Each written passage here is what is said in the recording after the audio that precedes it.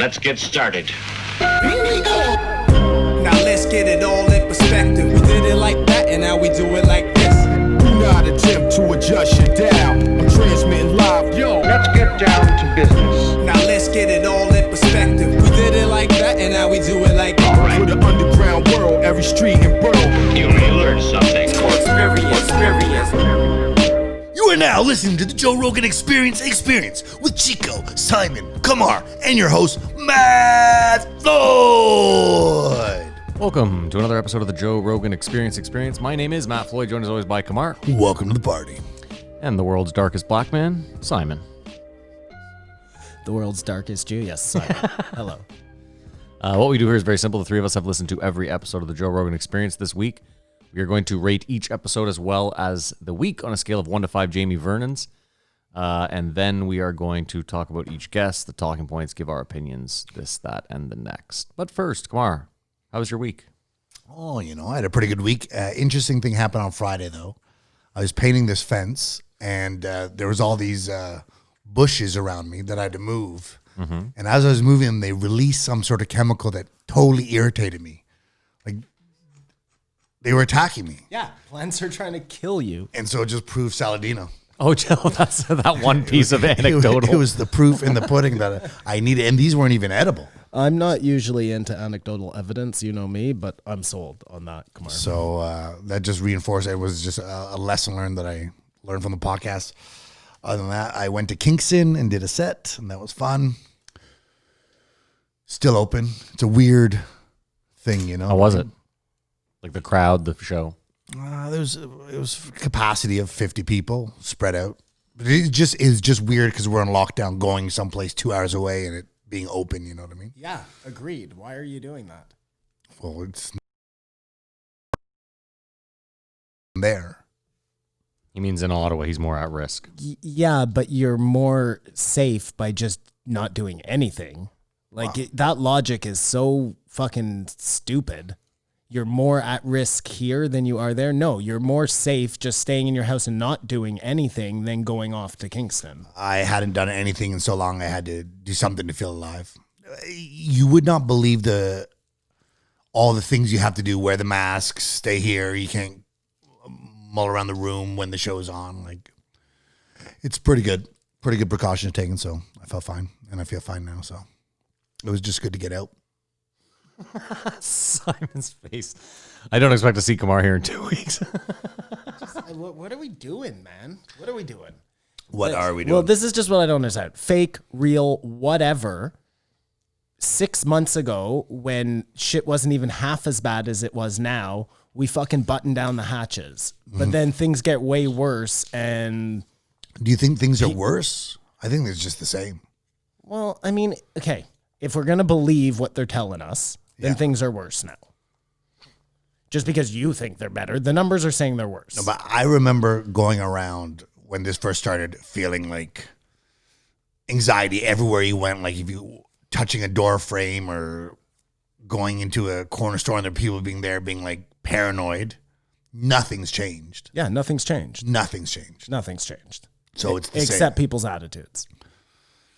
Their willy-nilliness. That's what's changed. Everything's shut down, so not much can happen. How was your week, Simon? Other than your concussion. You can see by my face that I They had can't. you'll do a close-up for them.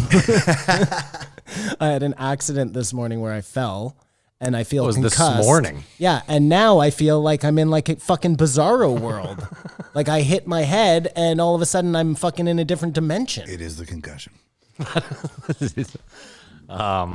That sucks. I didn't know what happened this morning. That's too bad. Yeah. So I was, I wake up really early, like between 3 and 5, let's say. This morning it was like 3:30. I went out to my studio, had a cigarette. Like I was telling Kamar, I have a cigarette, and then right away I have to shit. Like that's just, it's part of the thing, but I can't shit right away inside. It just doesn't work that way. I gotta go outside. I gotta have the Start cigarette. the shit out. Oh, okay. No. Okay. It just like gets the bowels moving a little bit. Usually I would have my phone with me. I'd run. Sorry, let's back up. I made a path, as you all know, earlier this summer, a beautiful path. So it's very delineated to where I have to go, but my dogs only shit on the path. So I know there's shit on the path. I forgot my phone in the studio. I even thought to myself, oh, you should have your phone. Don't worry about it. You'll make it. It's just like 10 feet. And then I missed the step, smashed my face on the chair, cried by myself out in the dark. Did you laugh at all? Well, I was lying on the ground, just like literally having this moment where I was like, you're such a moron and nobody can see it. And there's nobody to feel sorry for you and whatever. And then I went inside and I looked at my face and I was like, holy shit. Because it was really bad. It's like come down a little bit, but it was like all fucked here. And then this was all swollen and my back was all fucked. And The good news is I don't think you're concussed. no, I'm probably not concussed. I've slept since then. So, and I woke up. Well, you're not so, definitely not supposed to sleep if you're concussed. Listen, But I've done that 3 times. I'm a in my risk life, so. taker, buddy. Living on the edge. Anyway, so yeah, suffice to say, How about that fight? bizarro world. Your week was fine until then. This morning. Yeah, it was okay until then. Yeah. That fight was fucking. I mean, I'm so torn. I hate seeing Khabib win, but then you're like, he is kind of a nice guy, and I don't know. But I wanted Gaethje to win so much. Just I to want to see get you to Khabib win lose. too, but Khabib is all class, and I didn't like him retiring. I hate this idea of like, ground and pound just winning the day every time. That's boring to me. I'm sorry. Well, he didn't ground and pound him. This was a submission, straight up. Yeah, I get it. But the idea is that Khabib, like you could see it. Gaethje hit him with a couple of shots. That's amazing. Khabib realized, oh shit, this guy can hit. I gotta like get on him. And then as soon as Khabib gets on you, it's done. There's no. But is there anyone who you would be like Khabib over if he fought someone? Or is all takers, you're always going against Khabib? Just because of ground and pound style or whatever. No, I mean, like, I kind of wanted him to beat Connor, I think. Just because Connor's such a dick. That's interesting. I like that he's undefeated. So it's a real bar has been set. I think he did himself a disservice. Listen, teach their own. Do what you want. It's your life. But, like, I think that's a shit move of his mom. He's, like, in his prime. Whose mom? Khabib's mom. His mom told him to stop fighting? Yeah. She was like, you shouldn't fight without your father here. It's like, listen, he's an old man. He was gonna go before I was out of my prime. I don't know. I didn't know any of that, but let's say Khabib invests in a couple of discotheques to go wrong and he could be back. Maybe. I don't have a problem with Khabib retiring only because he bores me. Well, that's so why. I'm like happy to see the UFC get more exciting all of a sudden. I'll tell you why it bothers me, because in 15 years from now, maybe someone comes along and they have a 30-0 record, and we'll always have this like ridiculous comparison, whereas the argument will always be made, well, Khabib retired like definitely in his prime, and it didn't look like anyone was going to beat him. Yeah, that's a problem. And you said I'll it. agree with you there. You said it yesterday. The way he fights, he could fight till he's 50. The guy doesn't take He damage. could definitely fight till he's 50. He's lost one round in his career. As long as he stays retired. Did you see Gaethje? What a fucking stand-up guy, though. Eh? Gaethje's Did the you best. see the after best. interview? Yeah, of course. Yeah, like the guy, it's unbelievable. Unbelievable. He's such a sportsman. It's crazy. I couldn't believe that the fight ended at 5 and you guys all just got up and left that quickly. They all started moving. I don't know. I don't know, man. Like, I was even yelling at you guys, he's retiring. Everyone's like, yeah, whatever, I'm leaving. I was like, okay. I get it if it's 1:30 in the morning on a... Yeah, I mean, usually I'm so tired. It was 3 Well, I o'clock in the couldn't afternoon. figure out. I was So like, okay. where was it? It was in Abu Dhabi. But they still have no crowds there, right? Yeah, no I didn't crowds. watch the fight. They don't believe in time there. Steve, the Nelk boys were there. The YouTube stars from Canada. So you all know who these Nelk boys are. Makes me feel on, especially on, old. the, on the peripheral. I was going to say, I know them like... How's your week? Oh, whatever. Matthew? Same shit. I'm definitely like, Chappelle's never, ever coming on this show. Oh, he's definitely never coming on this show, but he's never going on JRE either. I watched No. that David Letterman, actually. I didn't watch it yet. I'm going to, but That's what I was going to say in the post, Joe. It's got interesting moments. I don't like how that show works. I wish it No was... audience. there's usually an audience though, right? No. Well, no, for the Letterman show, but I would prefer if it was just Letterman and... Oh, yeah. So you Chappelle. prefer it was like Without Charlie Rose type. But, well, Yeah. or like Joe Rogan or yeah, whatever. yeah, Just yeah. I hate that, first of all. But no, I don't like how they'll like cut cut to them walking and talking about the town. Like, I just want to hear you talk to Chappelle. You have Straight him in talk. front of you. Let's do this, you know? And there was moments of that where you were like, holy shit, we're getting example, you haven't watched it yet, but David Letterman asks him, so when you quit, what was the joke that made you quit? You know, because it was one joke that Dave said they were laughing at the wrong thing. And Dave gives some like thing that doesn't answer the question. And Letterman's like, yeah, okay, but so what was the joke? And then finally he's like, listen, you don't have to answer if you don't want to, but I want to know what the joke was. And finally Chappelle tells him. It was just like, I like David Letterman. Yeah, who doesn't like David Letterman? But I think seeing that, you see why Chappelle won't go on Rogan. Why? I don't think he wants to talk about himself or be interviewed. Like. But then why do the Letterman thing? Like, he doesn't have to do any press. He has nothing coming out. It's like, why do the Letterman thing? Because it's Letterman. And it's so controlled, Maybe. like when you think of it, because there's so much editing involved. It's editing. It was done at Chappelle's place. He got to talk about like how involved he was with his own community. That seems to be really big right now, right? Like this isn't disparaging against Chappelle. This is everybody. It feels like the only thing you can do if you are like a famous person, I guess, is help out your own community. Well, I think anyone, even if you're not famous. Yeah, we just never hear about it. Especially if you're not famous, trying to go on Twitter and change stuff across the world. You should just focus on your own community and being a good person there. I think it was amazing advice, and I think you'll enjoy it. I think I'll enjoy it too. Either way, once I saw it pop up on my Netflix, I was like, I'm not getting what I want in this area, which is fine. You can't always get what you want. That's I felt bad for you. Or good for you that there was something you could watch, but I was like, yeah, I don't think you'll ever do Rogan. Well, that was the other thing. Like, it's at least a half hour long, right? Or 45 minutes? Yeah, something like So in my head, I was like, you know what? I'm not going to get what I want, but I'm getting something. And You'll get something for sure. I never thought we would see Kanye on Rogan, so that happened this Saturday. That was a long saga. well, that's also I'm different. just saying, so Chappelle is not out of the question. Kanye did David Letterman's thing, then did Joe. Hold on. I did not want Kanye on. So you see how that works? You're just convinced that the universe is like out to get you. No. That would imply that the universe knows who I am, cares about who I am, and has it out for me. I think I'm on a pay no mind list where the universe just does not give two fucks. Well, I've spoken to the universe. He knows who you are. She knows who you are. And I wouldn't count. They your are chickens. out for you. I wouldn't count your chickens out. Jumping ahead to the end, though, it's interesting that Kanye was on, and we remember when Joe Rogan was saying Kanye would be on, and then he said something about I had a phone call with him. It's not happening. What happened then? What has changed now? Well, he wasn't running for president then. Fair enough. Okay. Easy answer to the question. I think it definitely has to do with part of me thinks maybe in a way it was like a power thing too. Like it's too alpha male type. Well, no, just hear me out. Like Kanye probably had a lot of like, we're doing it on my fucking thing. And Joe's like, that's not how this works. This is my show. Like This is the first time around. yeah. Like he was like, you can come here between Monday and Friday or Monday and Thursday, whatever and we can do this, but I'm not going to kowtow. Yeah. Or we're kowtow. Yeah. To you. Like, I'm not doing that. And then I feel like now this time Kanye was just like more like, please, like I'm in, like he even tweeted, like I'm in Calabasas, let's make this happen. Like the guy doesn't even realize that he moved to Austin. Like, first of all. So I don't know. To me, it felt like, I don't think it happened the first time around because like maybe some power shit. Like, well, in any event, it was a super surprise because we got the Instagram post from Joe that there was going to be he catfished us. Yeah, well, that was, No Joe's this week. Yeah. Jamie's out because his lady friend got him infected. Just, sorry, Kumar, speaking on this power thing for a second, just thinking about it, maybe it was just a huge flex by Kanye.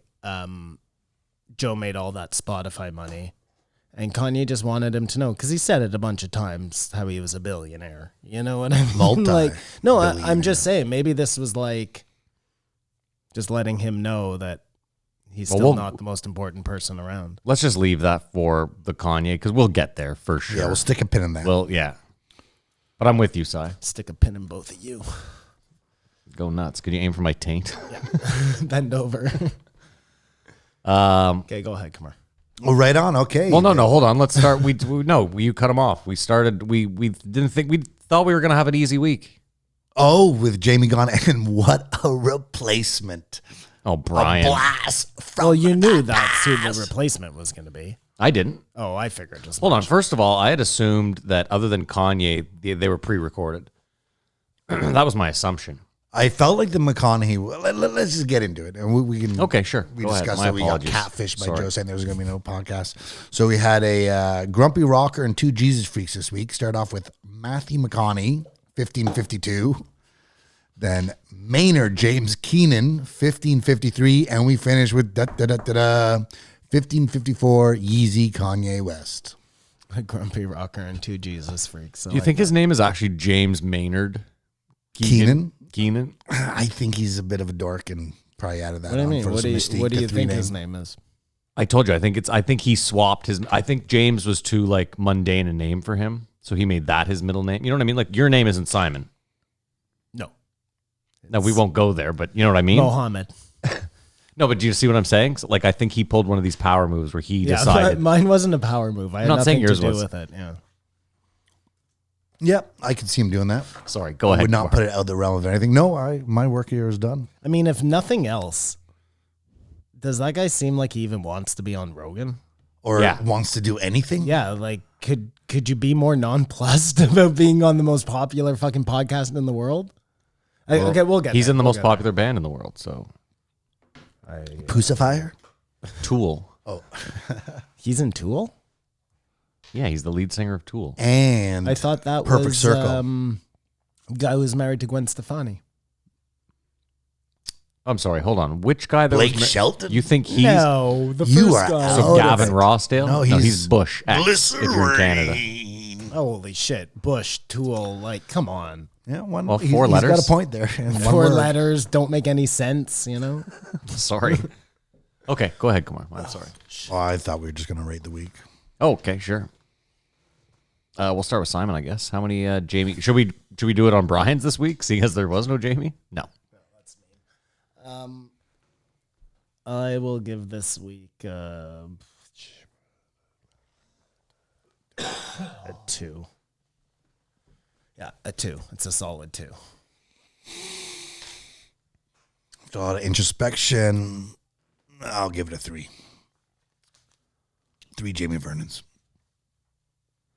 I mean, because I thought I was going to have to listen to nothing this week and was going to just breeze through my fucking week, this should get a 0.5, the lowest possible rating for me. But I'll give it a 4. Can't wait to find out where that came from. And no, you're not even going to, like, there's no rhyme or reason either. The setup to that is fucking priceless, man. It was a whole 3.5. It deserves a 0, but I'm going to give it a 5. Yeah. Well, my job is done here. Oh, whatever, man. You'll see. It's a curveball. Never see it coming. All right. So 1552, Matthew McConaughey, So we started with Matthew McConaughey, who was a Zoom call. Skype. Skype, Zoom. I don't know the difference. Well, if you're going to support one corporation, might as well do the legacy one. So he Skyped in, and he's selling a book right off the bat. 2 strikes. We're against him, right? But I think this one might have been pre-recorded. I feel like that's not why he was on. As much as I'm kind of with you, we don't like when people are there just to sell their shit. I feel like Matthew McConaughey was on to tell Joe not to fuck Texas up. I can't disagree with you, but he was definitely there to sell a book. He was on Hot Ones this week. The only reason I'll disagree with you is also on Marin this week. So he's definitely making the rounds to sell the book. he's Maybe doing the he's rounds. It's a telling book tour. everyone not to fuck with Texas. Like if Marin, if you're thinking of moving to Texas, don't. No, he warned Marin. He's like, it's terrible. Rogan hates it. He's already leaving. There's trash and homeless people everywhere. I wouldn't Nothing even here bother. for you. All right, all right, Obama was all here right. last week, said it was shit. I mean, I like this one. A, I didn't see it coming. B, it was different than I thought it would be. The one thing I thought is, when Joe always says, I meet some actors that are just so into themselves, and I always thought in my head he was referencing Matthew McConaughey. Really, that was specifically who you... Well, that's one of the person I thought, but seeing this, he's never met him before this day. So, Well, they'd spoken on the phone. but they've never been in person. I'm Yeah. assuming he has run into actor types in LA, and they rub him the wrong way, or just finds them vapid or whatever. And I always thought in my head it might be Matthew McConaughey, but apparently it's not. He's here to sell his book, Greenlight. It dawned on me, and I guess I can believe it never came up, but like Matthew McConaughey has arguably, like the most taboo Me Too line in a film ever. Like super popular line. Well, he had a taboo line. They keep getting older, and I keep staying the same age. No, I think he keeps getting older. I keep getting older. They keep But staying at the least same. someone probably wrote that for him, unless he ad-libbed it. But in this podcast, he had the most taboo line I ever thought. Which was? Asking for permission. In regards to what? He talked about what he was talking about in his book. He was like, have a little me time to yourself. Just check in with yourself in the morning. Set your frequency. Gotta have a sense of humor. And they said, ask your permission. And you could construe that he was talking about with women or whatever, but he wasn't talking about that permission to make a movie or act some way or whatever.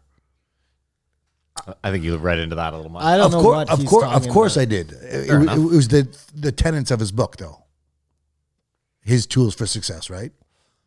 You don't remember him saying asking for permission? Yeah. No, I don't remember that. I just didn't. Nothing about Who it to does me. he ask to permission for? God? No, he's like, you ask yourself for permission, man. You gotta just go in there and ask permission. I you know? didn't. Sorry, I didn't realize that Dazed and Confused was his first movie. I always in my head was like he was already a movie star at that point, and that was like a cameo for him. But like that small little role propelled him to then be able to do the Pelican Brief or whatever the fuck his Time to Kill. Time to Kill. Thank you. And I think it was a situation like Harrison Ford. Well, hold on though. What Simon just said is when he was like, "A Time to Kill" was my first big film. That's when I was like, hold the fuck up. I was like, that was the movie that propelled you to like stardom. That was the first time he was the main star in a movie. I guess up until that point he had only Sure, I done- just don't. It seems crazy to me. Like I remember, maybe again, that's how your memory works. But I guess that's like Brad Pitt, let's say. Small role in True Thelma and Romance. Louise. So what do we all think? yeah. That's even what smaller. made Yeah, him yes, fucking yes. like. So what do you think was Brad Pitt's first like major film then, where he was the lead? Brad Pitt's first major film when he was the lead was so maybe California? like A River Runs Through It or like something around that time ish. Are you on IMDb, Kumar? California, that's where he plays the serial killer. Well, I don't think that's too But I late. would have thought that one he would have had to been famous already. 7 to- years in Tibet? No, that's later Seven, too. that's way later. Oh, seven's way. He's already well Well established by then. famous, yeah. Anyways, okay. Okay, what is it, Kumar? I don't think either of us are even close. He's got a lot of Oh. credits. I imagine he does. Well, don't you just go right to the beginning? It's not always that easy. They don't make it that simple. Matt, it's that easy. Sorry, Simon. Good old looking Brad Pitt. And I got to put Matthew McConaughey in the same boat as him as a really good looking guy. Oh, Matthew McConaughey is a very good looking man. Don't get me started. Right, Matt? Oh, he's great looking. What's super interesting about Matthew McConaughey is I had like the opposite journey of him, whereas I went to acting school and got there and was like, oh, I'm not an actor. I don't want to be doing this at all. Whereas he went on the film side and was like, I don't want to be behind the camera. I'm too beautiful. I should be in front. Yeah, I think it's California with a K in 1993. That's where he played a real Yeah, that was a skeezy. Yeah. What was his name in that movie? early Grace. And Thelma and Louise was 1991. He was just a hot bod. Did he have a threesome with them, or did only one of them hook up with them? I think only one of them hooked up with him, but I don't even know if I watched that movie. River Runs Through It. Do you remember that one? He said that one. That's the one Simon picked as his first film. When was that? That was the 95? year before in a movie called Contact. It was a short movie. A year before what? 1992, a year before California with the King, 1992. So, So I guess then- Simon wins. I don't remember that movie though. I remember California with the King. We're just asking our own opinion. What Dude, do I have a concussion? What is going on here? Don't worry about it. I've been painting with the chemicals. And True Romance came out the same year. Interview the Vampire in 1994. That was pretty That was big. a huge one for him. Legends of the Fall, 1994. Another big Seven, one. 1995. God, he was in great movies. 12 Monkeys, Oh 1995. fuck! But that he wasn't a lead in 12 Monkeys. No, Bruce Willis was the lead. Yeah, I suppose. Well, I wasn't would maybe Duchovny the say lead in I would California maybe Decay? say Interview with a Vampire was probably like his breakout. Agreed. That was the one that made him famous. Yeah, I'm not disagreeing with your first pick. Yeah, I'm just yeah, saying yeah, when I think about what really probably made Brad Pitt. We just watched that the other day. Yeah. Holds up. Great movie. Really good. But it technically is a river runs through it. Interesting. There you go. Good call, Si. Thanks, man. On the ball. Yeah, he also made it seem not only like it was his first role, but he also made it seem like he had maybe one or two lines, and that he was just like so good at the role in Dazed and Confused that they just gave him more, or maybe he did ad lib. Well, he said he just went out west and got the two parts. He said, I don't know about this struggle thing. Like, I mean, listen, some people went after something, got hit success. see if you were an actor, would be so bitter at that. That's like someone being in comedy for like a year and just hitting it big. That is not paying your dues. Yeah. If I had his body and looks, yeah, it would be. I can give him a lot of reasons why he succeeded. Yeah, for sure. I mean, give him credit though, because I don't think anyone ever would have in the early years been like, this guy's going to win an Oscar. No, fair enough. But just to Kamar's point about the ridiculously good-looking part of this, like that's such a huge Advantage. advantage, Yeah. especially in Hollywood. I mean, in everything. Yeah. Good-looking people just have it easier, and especially in Hollywood. Like, look, there are so few people that make it. Right there, if there are 1,000 jobs to go around, 900 of those jobs are for good-looking people. Yep. And not just good-looking people, but like the cream of the crop when it comes to good-looking people. I'll say this though, once the 2000s hit, Hollywood took a little shift where obviously the beautiful people still get 85% of the roles, but I think if you are a weird, like quirky looking person who has any comedic talent at all, like you can get in as well. But those are like the two avenues. I totally agree. But you're talking about like narrowing it by 5%. That's what I said. know? Yeah, you're not. I'm just saying that it's now. At least they opened it up a bit. Whereas in the 80s, like you actually no, the 80s had some fucking ugly people. Now that I think about it, Molly Ringwald should not have been famous. But she was that a good dorky ginger. Yeah. I'm just saying, there's like And the gingers, they're their own fucking. What do you think of Michael Anthony Hall? Like he was my favorite kid actor. As they were talking about Which this. one was he? Which one was Michael he? Anthony Hall. He was the dork and everything. In, Yeah, but he Weird was- Science, yeah. Breakfast Club, 16 Candles. he was good. But I mean, I never he was never the one I'm a Michael Hall guy. He was funny in the movies he was in. Well, but, no, I don't think I ever felt cool when I was young, so I related more to the dorky geek. like or you whatever. didn't like Judd Nelson or whatever. his No, name was? no, he was an asshole. I mean, He's he a was mean he was druggie. the cool guy. He was the cool guy. when And I was I didn't like Emilio Estevez, the jock. my parents bought me like a Betamax when I was young, and I had a black and white TV, and I had all the Revenge of the Nerds on Beta. Humble brag. What was that? Oh, I don't know. It was, really black and white TV and a Beta. Yeah, I was gonna say the most unhumble yeah, get brag the fuck ever. out of here. Yeah. Yeah, I remember watching Revenge of the Nerds like over and over again, and Ferris Bueller's Day Off. But like the Nerds to me, I remember being like somehow. More like- relatable. no, I didn't find them Oh, no. relatable. I just found it like super funny to me. Like growing up, I remember I found that shit like just hilarious. I always felt like a nerd, but not in the intelligent, book smart way, because it wasn't like it was shining through in my marks. I just Yeah, I felt like an outcast. always felt dorky. I mean, I felt like a nerd. nerd too. I didn't think I was like a cool guy. I'm just saying, when you watch one of those movies, I think you just want to be like the cooler person, even though you relate to the nerd. Well, I mean, in Revenge of the not- Nerds came out on top, so You're not walking around with like a Team Dork t-shirt on. You're walking around with a Team Cool Guy t-shirt on, I always just remember idolizing cooler kids in school, and trying to you do stupid stuff like You get a haircut didn't- or whatever. You didn't idolize the dorks. But in movies and media, I idolize them. There's a place for me. I'm not alone. Okay. I always want to be cooler than I was, I think. But they were talking about child actors and stuff. I think Justin Bieber's made it out all right. I thought he was going to be dead by now, just as an aside. I think it's way too early to say that he's made it out of anything yet. Wow, I mean, if we look at Corey Haim or Corey Feldman, like... I'll say this. I know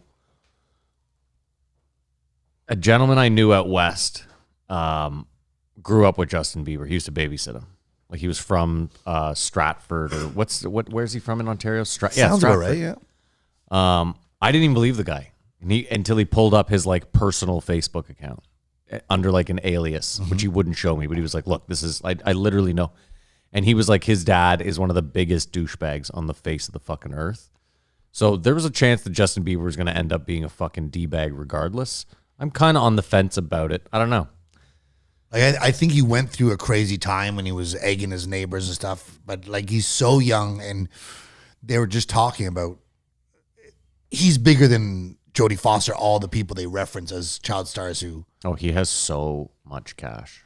And access, and we love you. But I remember he was a punchline for a while, like so annoying. And I mean, I'm not singing his praise, but he is Canadian, and he's turned out all right, I think.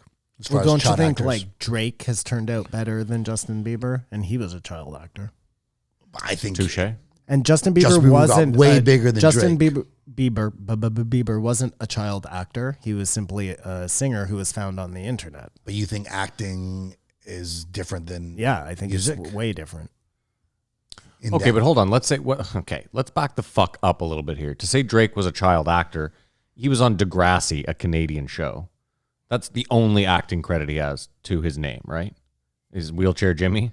Yeah. So- On an amazing fucking Okay, I'm just piece of I'm just saying, like, cinema. let's back. It's not as if like he has like a big repertoire of acting gigs. He had the one, and he got big in his 20s. who Drake we're talking Drake. about? Yeah. Justin Bieber got big at 14. Okay. Sorry. Fine. But Justin Bieber is not a child actor. He's a child star. Yeah. I just don't see what the difference is acting and... I think there's a difference between being like part of, let's say, the Mickey Mouse Club, which is like a pedophile factory. Christina Aguilera, Justin Timberlake, Britney Spears. Now that's a child. That's a What's child star who the did other not come out one, well. the Canadian there. I who's actually have so- Gosling? Gosling. But he's all right, no? No, but I'm just saying, look at all these like What you we're know, talking CIA about is operatives they put out.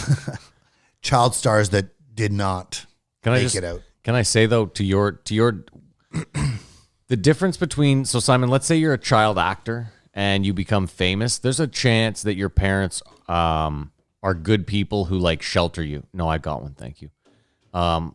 So like you're in movies and stuff, but you still go to like a regular school. You're away from Some Hollywood. sort of normalcy. Sure. So like you're making money, but you're not in the Hollywood eye. You're not. Whereas Justin Bieber, like there's something about a child of 14 performing in front of like 50,000 people that can't not fuck you up. And there's no normalcy. That's what I'm saying. Like, Sorry. I was just going to say, let's look at child actors that did not make it out, like Lindsay Lohan. Fucked up. Britney Spears fucked up. I'm trying to think of a Corey Feldman, Corey Haim. Britney again, but hold Spears, on. not an actress. Christina Aguilera on the same token, She's made it out all right. she seems like she's, And Gosling, I think he's made it. And Ryan Gosling's Justin fine. Bieber. I mean, Simon obviously thinks Ryan Gosling has a couple kids in his attic or something like that. There's a difference between a singer and an actor. But I think that's what I'm saying is I think for singers it's a lot more difficult because performing in front of that many people night after night your ego has to take it. Like, For some reason, I feel like the singers have more control over their own life than the actors do. Does that make sense? Like, no. you have your manager Mm-hmm. as a singer, your parent, and they're controlling things.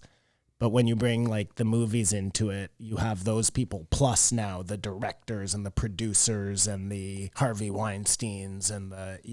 I think it's the same in the music industry. I think one of the things too is the adoration when it goes away. Like Todd Bridges, I don't know if you guys remember him from Different Strokes. Yeah. He did not end up well. Gary Coleman sort of turned into a freak show. Danny Bonaducci went crazy. Like the Osmonds, like there's people that get it and then it goes away. Pauly Shore talks about it openly. The kid from Silver Spoons makes it out all right. Hey, Ricky Schroeder, yeah. We never talked about it. Have you not watched any of the Comedy Store No. documentary? It is so fucking good. Yeah. Have you been watching it? I have been. I'm up to date. Let's wrap up on the post show, bet.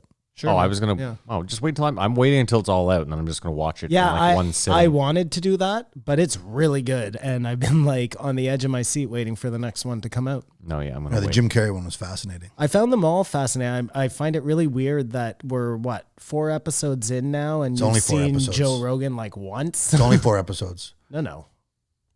Are you Really? sure? I think it's only 4 episodes or 5, maybe. Well, Apparently, he's in a big round table at the end. They definitely have to have a whole part that's like Joe Rogan bringing it back to life. Well, it would be not well done if it I isn't. almost get the feeling that Mike Render, he's the guy who's like the narrator for it. Okay. He was a young comic from the Comedy Store. I didn't even know he existed, but when you look back on all like the old pictures of Mitzi, he's there, you know?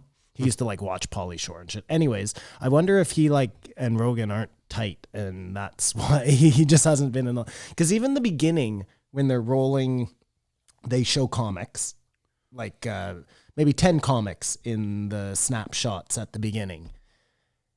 And if you're just looking at it like who they show first, you know, Bert Kreischer is like number 3 and Joe Rogan is like number 9. It's just, I don't know. Who knows? Well, Yeah, who knows? Who No, but knows? he's helped out the Comedy Store, I'm Maybe- sure, before they started doing this. Maybe I'm totally reading into this.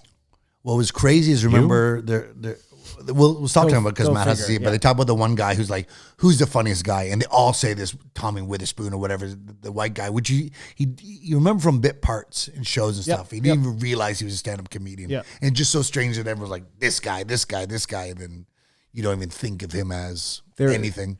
Again, we won't talk anymore because Matt hasn't seen it, but we're about to. Yeah, there is one really interesting part in it when, in this last episode, when they're talking about who's the black comedian there? Damon Wayans? No, he's hilarious. Jimmy Walker? No, the guy who goes on for too long.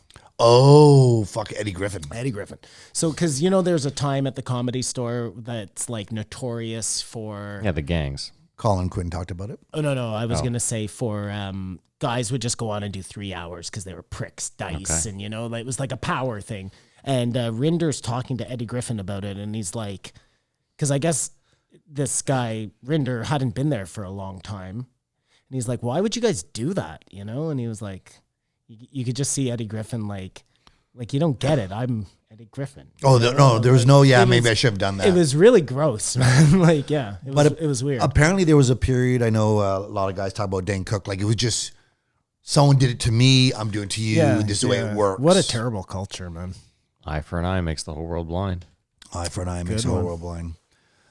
So Matthew talked about his exercise and making your problems or issues linearly. Was it literally or? Linearly? What did he say? Laterally. Instead of everything.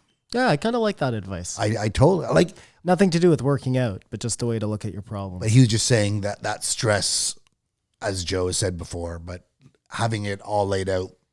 Because like he said, he didn't go through the struggle. So you sort of go in going, well, what do you know what you're talking about? But Are you still working out? I think it's product advice. Not as much. Painting has fucked me up. I really have to do it like in the morning or something because I'm just shot at the end. And generally I do a workout. One interesting thing he talked about was corporal punishment, as in spanking your kid or whatever is effective. Or he felt it worked. Do you think like that'll never happen? Like you've never spanked your... I have absolutely spanked my kid. So... Yeah. I mean, not like corporal punishment type of Well, thing. no, but that's like- that's the word they use, but I think it was just a hiding, maybe a belt or whatever. I don't know if you used a weapon, but No, I certainly did not use a weapon. And Simon seems like a Switch user for sure. anyways, I just think that's weird. Like, there are times where, you know what, I'm not doing this. that's fair. I don't have a kid, but I could see being so angry. that It's not an angry thing. It wasn't, it's, no other way to teach the lesson. sometimes if you don't know that something's wrong, you're just going to repeat that same behavior. So It's a good association. again, I don't think it was, first of all, we're done. We're done. We're done here. I mean, science on. has proven that it doesn't work. In any event, it worked for Matthew McConaughey, and it sounds like his family was really like white picket fence. Everyone eats dinner. Like he had a really good, solid upbringing. I can certainly remember the times in my childhood where I did something that was so bad that it provoked a certain reaction from my parents. You know what I mean? Like those things still stick with me. 43 years old. The trauma. So, it's not trauma. It's just that association of Yeah, but- something that was really bad and there was a repercussion to it. Sure, but there's better ways of. I mean, you might say, yeah, that works, but there's better ways of reinforcing those lessons. I mean, maybe. Do you feel like you ever hashed that out with your parents? Like you did this to me and it really bummed me out or whatever? No, it didn't bum me out. Okay, well, I have a friend who's dealing with that right now, and it's an issue for him. Asking for a friend. Well, was he beaten by his parents? Roughed up, whatever. There was just Yeah. abuse. I didn't beat my child or abuse my child. No, I was talking about you. My And your parents parents. didn't beat or Oh, they abuse didn't. me. Oh, I thought you I'm said. talking about being spanked. Yeah, that's That is not abuse. today it is. It's not. Are we saying it's not abuse? I'm saying it's not abuse. What are you saying, Matt? I mean, I was spanked as a kid. I'm saying I was spanked as a kid, too. abuse is like, being abused by your parent Neglected, whatever. or like legitimately roughed up. A, You know a what drunk I mean? dad who puts cigarettes out on you. Every Judd night Nelson. you get spanked or whatever. When you're not doing something wrong, you get beat. I don't. I think the experts categorize as abuse anything where you like. They do. He's right. Strange thing, Luis J. Gomez is against it 100%. No, Even though he'll fight anyone on the street at any time. he'll scream at Just an like Uber ready to- driver, but he's adamant about peaceful parenting. But I think he had a really rough childhood, and this sort of that thing where you don't want to. But I think that's his point. Is he's like, I'm a fucking loose cannon maniac. Not going to make because- the same mistakes. Yeah. Again, I'm saying science has, if you read studies on it, they all say that any form of corporal punishment as a kid is terrible for your psyche. I mean, again, Simon, you could just argue then, like, let's take this as an example. Matthew McConaughey also says he's like, I wouldn't give up any of the bad shit that happened to me ever. And we all hear that. Everyone says that always because you're alive. There are people that haven't made it through bad shit that obviously if they were, you know what I mean? Like, so it's easy to say like, oh, I would never have given it up. But at the same time, you sit there and you're like, but I would never want my kids to go through that. Right? I mean, I think it's good for everybody to go through some stuff. Of course. But there's a lot of bad things that have happened in your life that you're like, I would absolutely never want my son to have to go through this. Yes. And that's my point is it's the same reason that you see it in nature all the time. There's animals that just have kids and then they're like, later. And you let nature solve it. That's it. Either if the kid's strong enough to walk away and figure it all out, then that kid survives. And if not, that kid is fucked. Let me give you an example, Matt. In parenting handbooks, let's say, they would tell you that if you're in a store, let's say, and your child is having like a temper tantrum, that you are supposed to sit there and calmly talk to that child and explain to them why a temper tantrum is wrong. And like in theory, that makes sense. You know what I'm saying? But that's just not real life. And I'm not saying that you should beat the shit out of your child. I'm saying you should just remove your child from said store. Fair enough. But that's not what they tell you to do. So like, and just, again, I'm not advocating that anybody beats their children. Just this idea that like. I wasn't saying that you were. Anyways. Well, you're the one that seems very sensitive about this topic and doesn't really want to talk about it. So why don't we just move on? Just because I'm the only one who has a kid. So It's not fair. you guys can't actually say what you do or don't do, Fair enough. Yeah. And then he started talking about the weight loss for Dallas Buyers Club. And he was like, oh, there's no problem. Da, da, da, da, da. And he goes through how easy it was. And then he's like, actually, I'm still recovering from it. Did you feel like you had a disconnect there? Yeah, well, I mean, he was like, wow, I mean,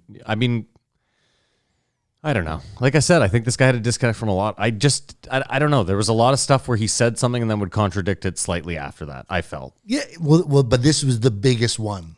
Like I thought he was going to say that was hell.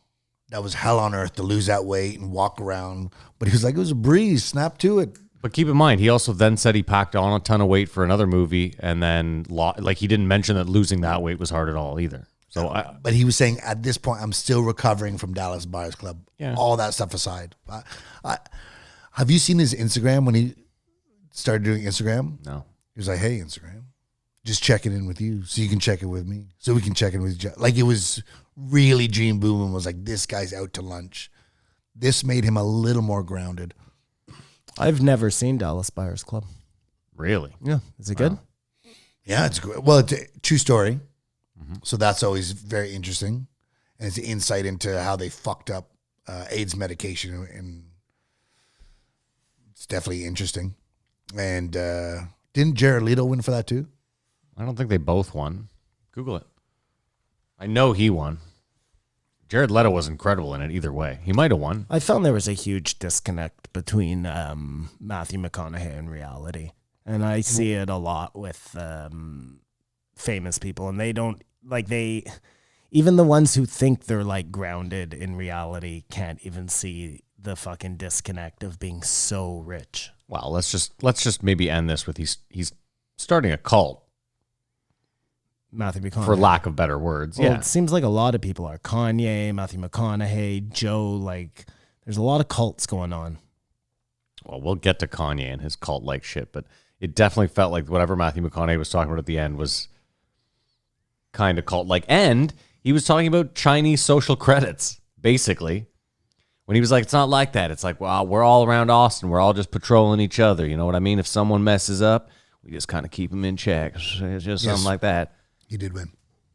Oh, they both won? So, yeah. So it was a tour de force of acting performance. And did the movie win? I don't think Dallas Buyers Club won the Oscar. Did you notice that Matthew McConaughey every once in a while has like the gopher from Winnie the Pooh or the pedophile from Family Guy? Like, A little lisp. just every once in a while. Not a lisp. It's like the syllabine lisp. No, I didn't notice. His voice is fucking amazing, though. Oh, That's something you can't take away from the guy. that's why Lincoln got him to do He's those ads. beautiful, and he has a fucking amazing voice. You ever driven in a Lincoln? Yeah. Just love the car. It did not win. But What won? that year? Yeah, well, you got to give us the fucking winner that year. What year was it? I'll see if I can pick it out. Came out in 2013. Tough. Best picture in 2013. Simon, you want to take a gander? Jesus, I don't know, man. 7 years ago. No idea. I think it was Moonlight. My wife watched Parasite the other day, and I kind of flitted in and out. Is that what it's called? Parasite? Incredible movie. And I flitted in and out. I mean, yeah, I guess. But you didn't watch I the didn't movie. watch the whole movie. I got the gist of it, though. No, you didn't. Yeah, my wife filled me in every No. time I came back. That's not how you. That's Oh, no, not how you have take in to a movie. You have to watch all of Parasite. Oh, but you can't. Subtitles. Subtitles. Yeah. So you huge guessed what problem. won Best Picture that year? No, you said Moonlight. I didn't even That's have a what, guess. no, that was my guess. I was Oh. looking up.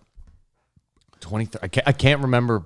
I mean, I know. I'll say 2 billboards outside of Ebbing, Missouri, but I know that's not it. 3 billboards. 3 billboards. No, because that year it was that was just a couple of years ago. and even then, that was The Shape of Water one that year.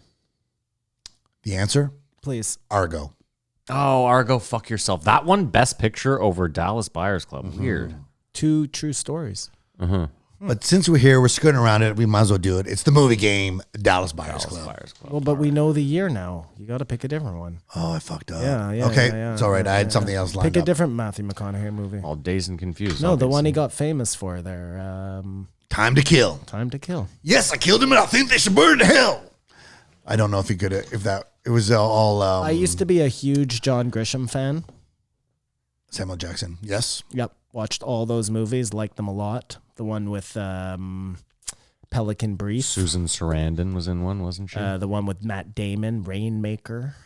Didn't Matthew McConaughey? John Grisham was Didn't in- Matthew McConaughey do 2? Yeah, John Grisham was on a fucking tear in the 90s with bestsellers. John Grisham was on a tear. Michael Crichton was on a tear. He was one of my faves too. Michael Crichton loved writing about theme parks.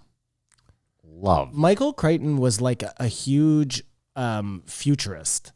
Nobody gives him credit for that. But when you Westworld. look at like, why Michael Crichton did Westworld? Yeah. That's amazing. It's the movie game. I'm almost certain. I'll have There's to do it. one he Matt does and called Simon go Micro. head to head. I don't know if Figure it, out what year where a they movie get came shrunk out, down. It's fucking the awesome, budget and the man. box office. He did Congo, We're doing Time to Kill. which I remember was Congo. the Where they went to the monkeys. awesome monkey one.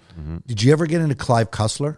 No, He had some that's really a good ones. spy one, right? No, Oh, no, more I asked you this underwater already. exploration. But What was I Googling, Simon?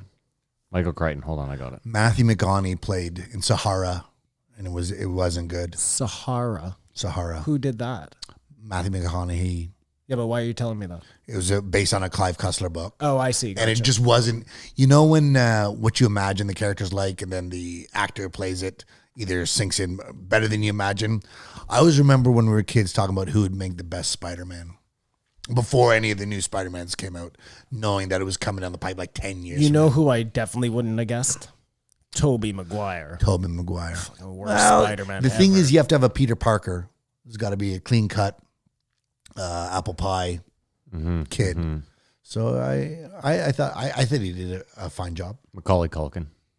Macaulay Culkin, no. Yeah, should have been him.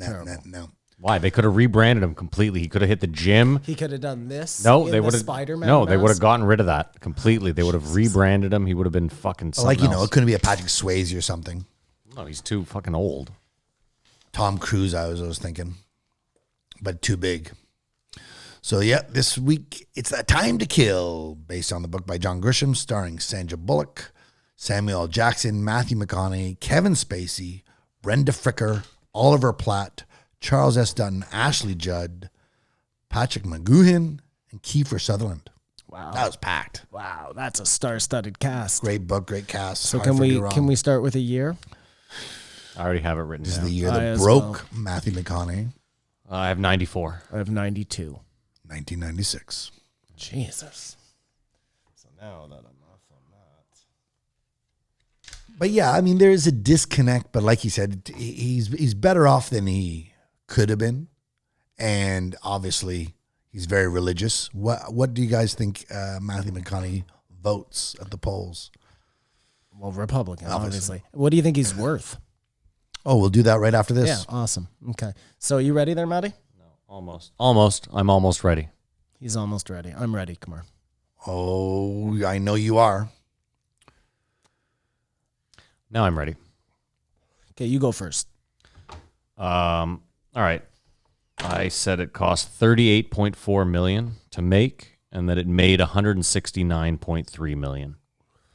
And I said it cost 27 to make, and it made 97. We have a fucking winner. We have a goddamn winner here. $40 million budget, $152 million box office. Wow. Like he looked this up. He did. This is 5D chess, I swear to Wow, God. that's that pretty feels good. That was spot on. I wish he'd got the year. Nice work. Thanks, man. And I thought for sure you were going Simon. You were staring Simon in the Yeah, eyes I when know, you were that saying was a it. real shit I was move. like, oh man, Simon. real shit move. And how much Matthew McConaughey is worth? Yeah, I guess that.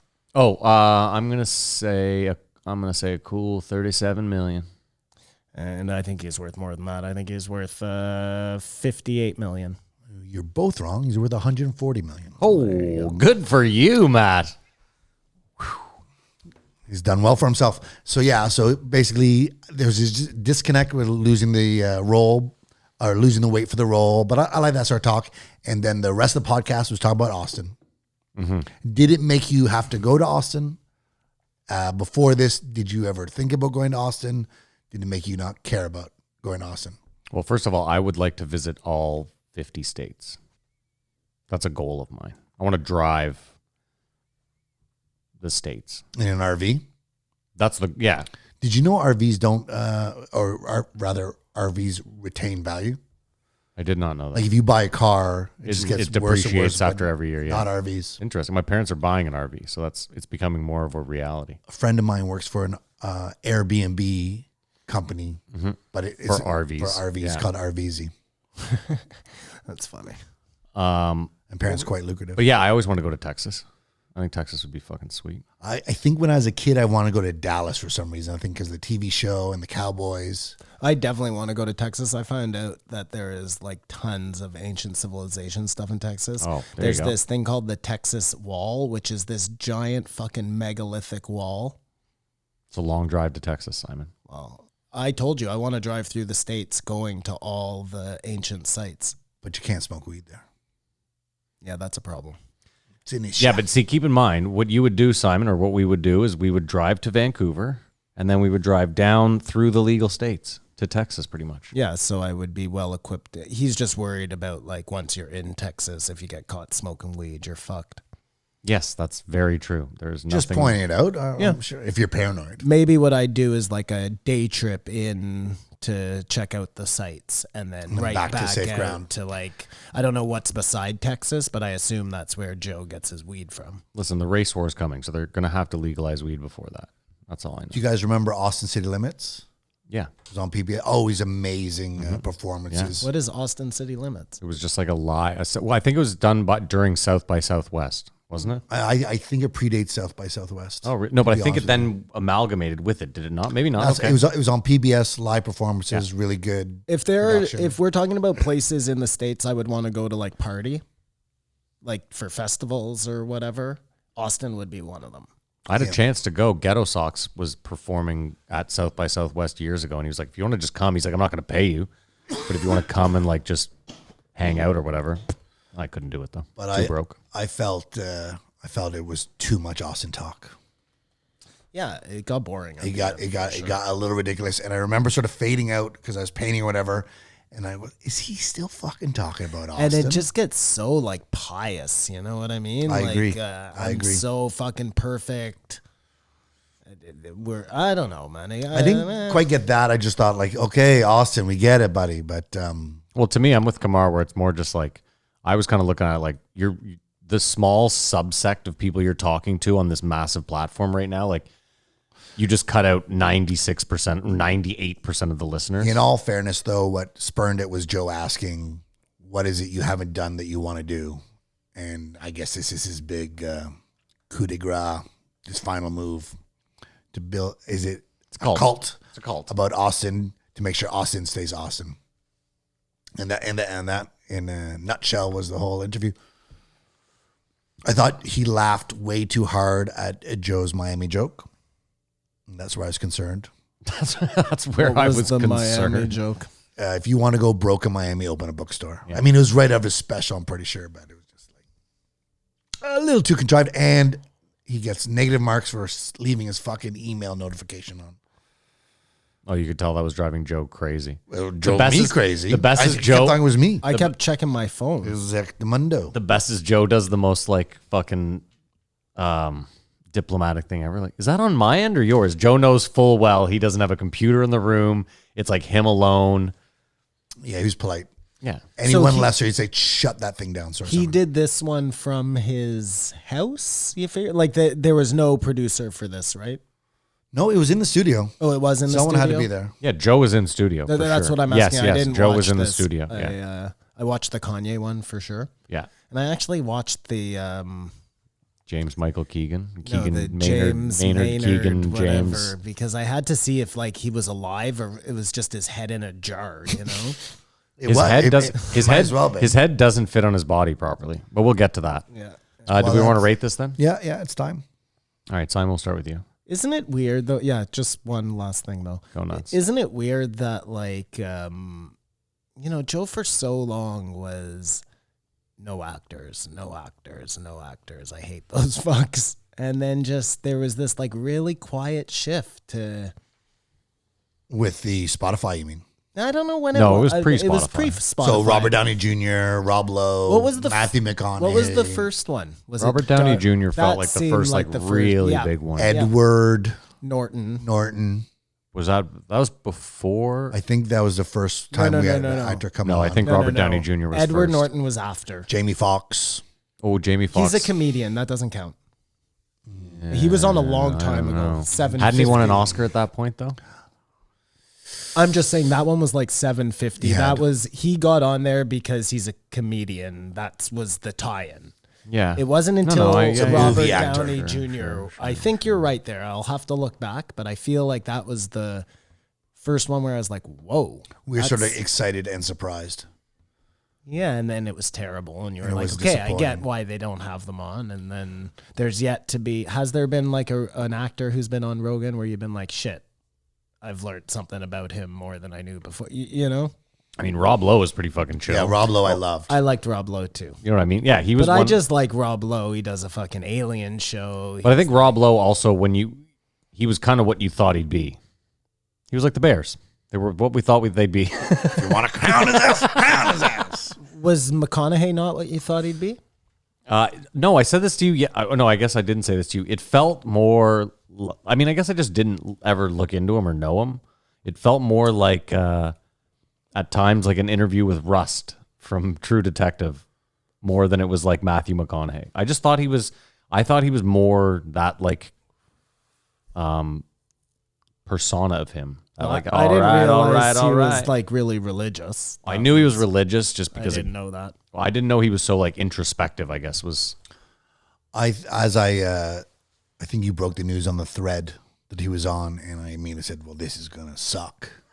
So going in with lowered expectations is a good thing. I was pleasantly surprised till the Austin just laid it on way too thick. for Yeah, me. McConaughey would have been way better. It would have gotten a good fucking rating from me if no Austin and they had talked about like all the movies he had done. Again, just let's hear stories about fucking Hollywood. Or Days of Confused. At least, I mean, how many movies is he actually gonna go Give over? me fucking something. Well, what other movies do you love, Matt? They talked about Contact, Dallas Buyers Club, and A Time to Kill, basically. no. Listen, most people love him because of Dazed and Confused and like a couple of lines. That's really Like, he has a lot of stinkers, although he did do... He told Sahara. No, well, that was a stinker. He but did that one on the beach. No, he told a story about how his mom sold him out, and he was pissed off. Yeah. And for 8 years, they had a strange Yeah. relationship. But he did one of the first... remember the TV crews followed him all around? Ed or something, Ed TV. Yeah. Yeah, Yeah. And that was an interesting notion right before social we media exploded came- and yeah, everyone yeah. just volunteered it up He themselves. did that romantic comedy with How to Lose a Guy in 10 Days. which was actually pretty funny. He did a good job in that with the blonde there, Kate Hudson, who is just like unbelievably He did. hot in that. Didn't he do cute. 2 movies with her? I think Anyway, he did. let's just Yeah. rate this. Let's move on. He did. He did another. We're an hour into this where they're like podcast. treasure hunters. Well, the next maybe. one's going to be 3 minutes. So Either way, rate it, Si. I give this one a 2. like I said, I thought it was being worse because he's sort of out there. But I think he had some good advice, and I think someone could benefit from reading his book. I'm not going to get it myself. I give it a 3. Okay, so this is where my week is going. Is I thought we were going to do nothing. Super amped about it. See that there's a podcast. Not amped. See that it's McConaughey. Was like, okay, I guess if it's anything, it's 2 hours of McConaughey. Not that mad. And then I was very pleasantly surprised at what it turned out to be, other than the Austin talk. So that's why it gets a 4, because I just was on a roller coaster this week. I wish Joe was ballsier and gave him a hard time for those Lincoln commercials. They're a little bit out there, eh? All right. But he'll always be. What was the character's name? Come to Austin. What is the character's name? In Days of Confused. Don't fuck Austin up. Hurley. I don't know. I don't remember. Well, I guess that wasn't that iconic. All right, well, we're going to take a break. We'll pay some bills, and we'll be right back. He's not a huge. Sorry, Maddie. He's not a huge part of that movie. No, he's a bit part. But he it breaks up the fight. He Ben Affleck's in that throws movie the way more. There's football. lots of people in that Yeah, movie way I more. mean- But his role was just so. Oh, iconic. I agree. It was. Did I tell you? Remember him? Remember the ginger with the afro in that movie? The girl? That's Yep. Giovanni Ribisi's sister. No way. Yeah. How about that? Fun little piece for you. Is Giovanni Ribisi a Scientologist? Probably. Who I knows? feel like Sneaky Pete sucks, I'll tell you that. Well, then for sure he's a Scientologist. And he also had. Do you have a joint? It'd be cooler if you did. Yeah. That's a That's a classic. classic line, yeah. That is a classic line. That's actually much better than the pedo line. I mean, it's not so much pedo if you're like 24. If he was saying it now, it would be super pedo. Like if you're a 24-year-old hooking up with seniors at high school, that's not And that was the. Well, that means 70s. you're a university student. That's what I'm dating saying. high school kids. Well, seniors. Like, you have a problem with a 24-year-old dating a 19-year-old? No, but he wasn't dating 19-year-olds. They weren't seniors. They were the lowest down. Freshman. Freshmen. Yeah. So he was. Okay, well, that's pedo. Yeah. He was a 25-year-old dating freshman, which could. I thought mean he was. like I thought it was seniors he was dating. 15-year-olds. No, I don't think Maybe so. like 14, 15. I think he was pretty dirty. Yeah. Wooderson. I was Wooderson. I could ask was him- the one that started off by saying the line was the most creepy shit ever that could not be. He's fly today at all. He didn't get like Chris D'Elia typecast into that type of role. Well, it's like Kamar said though. He didn't write the fucking. He could have asked about Tropic Thunder too, because he played a funny agent in that. Oh, that was hilarious. He yeah. did play a funny agent. Was Tom Cruise also in that? Yeah, he played Harvey Weinstein. Yeah. He played. He was a big- yeah. Dance. He does the Ludacris or dancing. whatever Yeah, it is. exactly. What a great fucking movie that was, eh? Yeah. Okay, we're actually going to pay some bills, and we will actually be right back.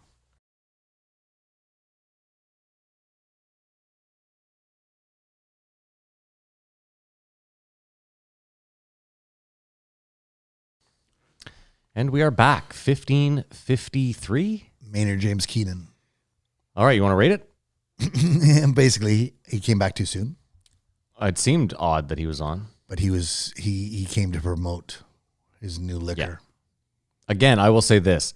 When I saw this pop up, I was so angry. Like, I was livid. What about when you saw how long it was?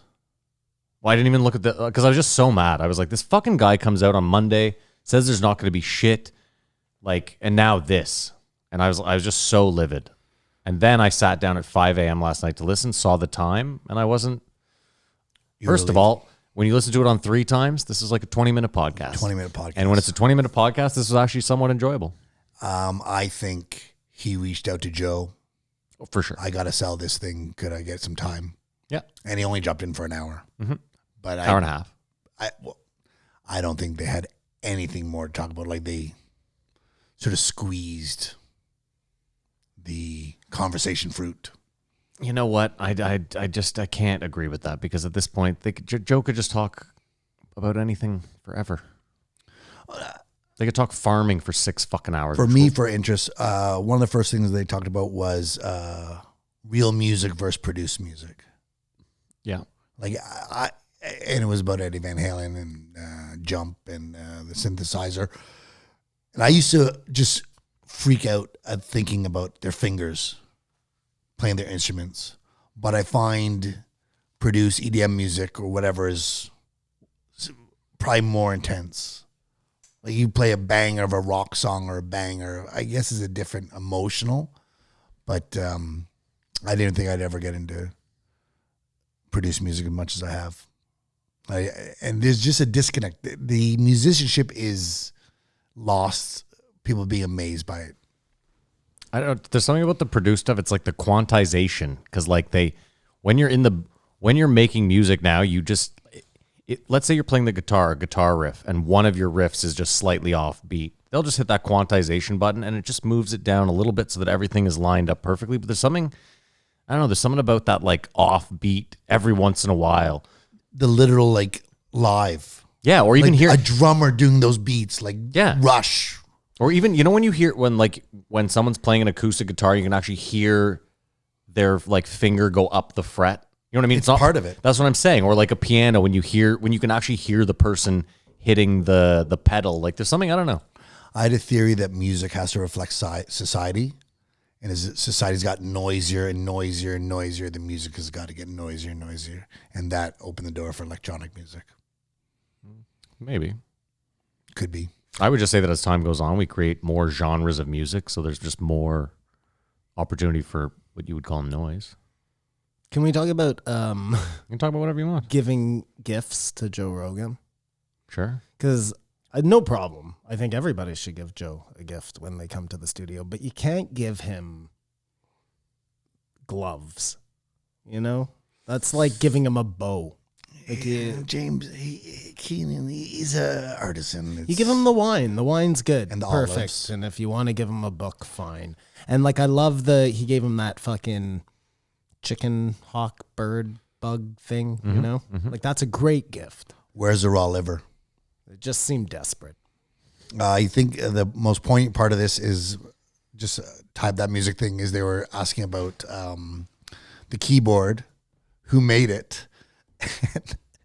They sort of both look over where Jamie would be, have the answer. And Brian's just sitting there twiddling his thumbs. Looking over his shoulder like, who's supposed to look this up? Brian's like that reporter who got busted for fucking jerking off. Tubing. Yeah. There goes another It's just post show. over. Oh, sorry, man. No, it's all right. It's all right. But in this episode, it was revealed that Brian Redband was there. Like I assumed anyone, not anyone, but there's a bunch of people that could press the buttons or whatever. But the flying Brian Redband, that's pretty cool. You know what I love is the biggest power move of Jamie is that he doesn't just have tabs that he keeps open.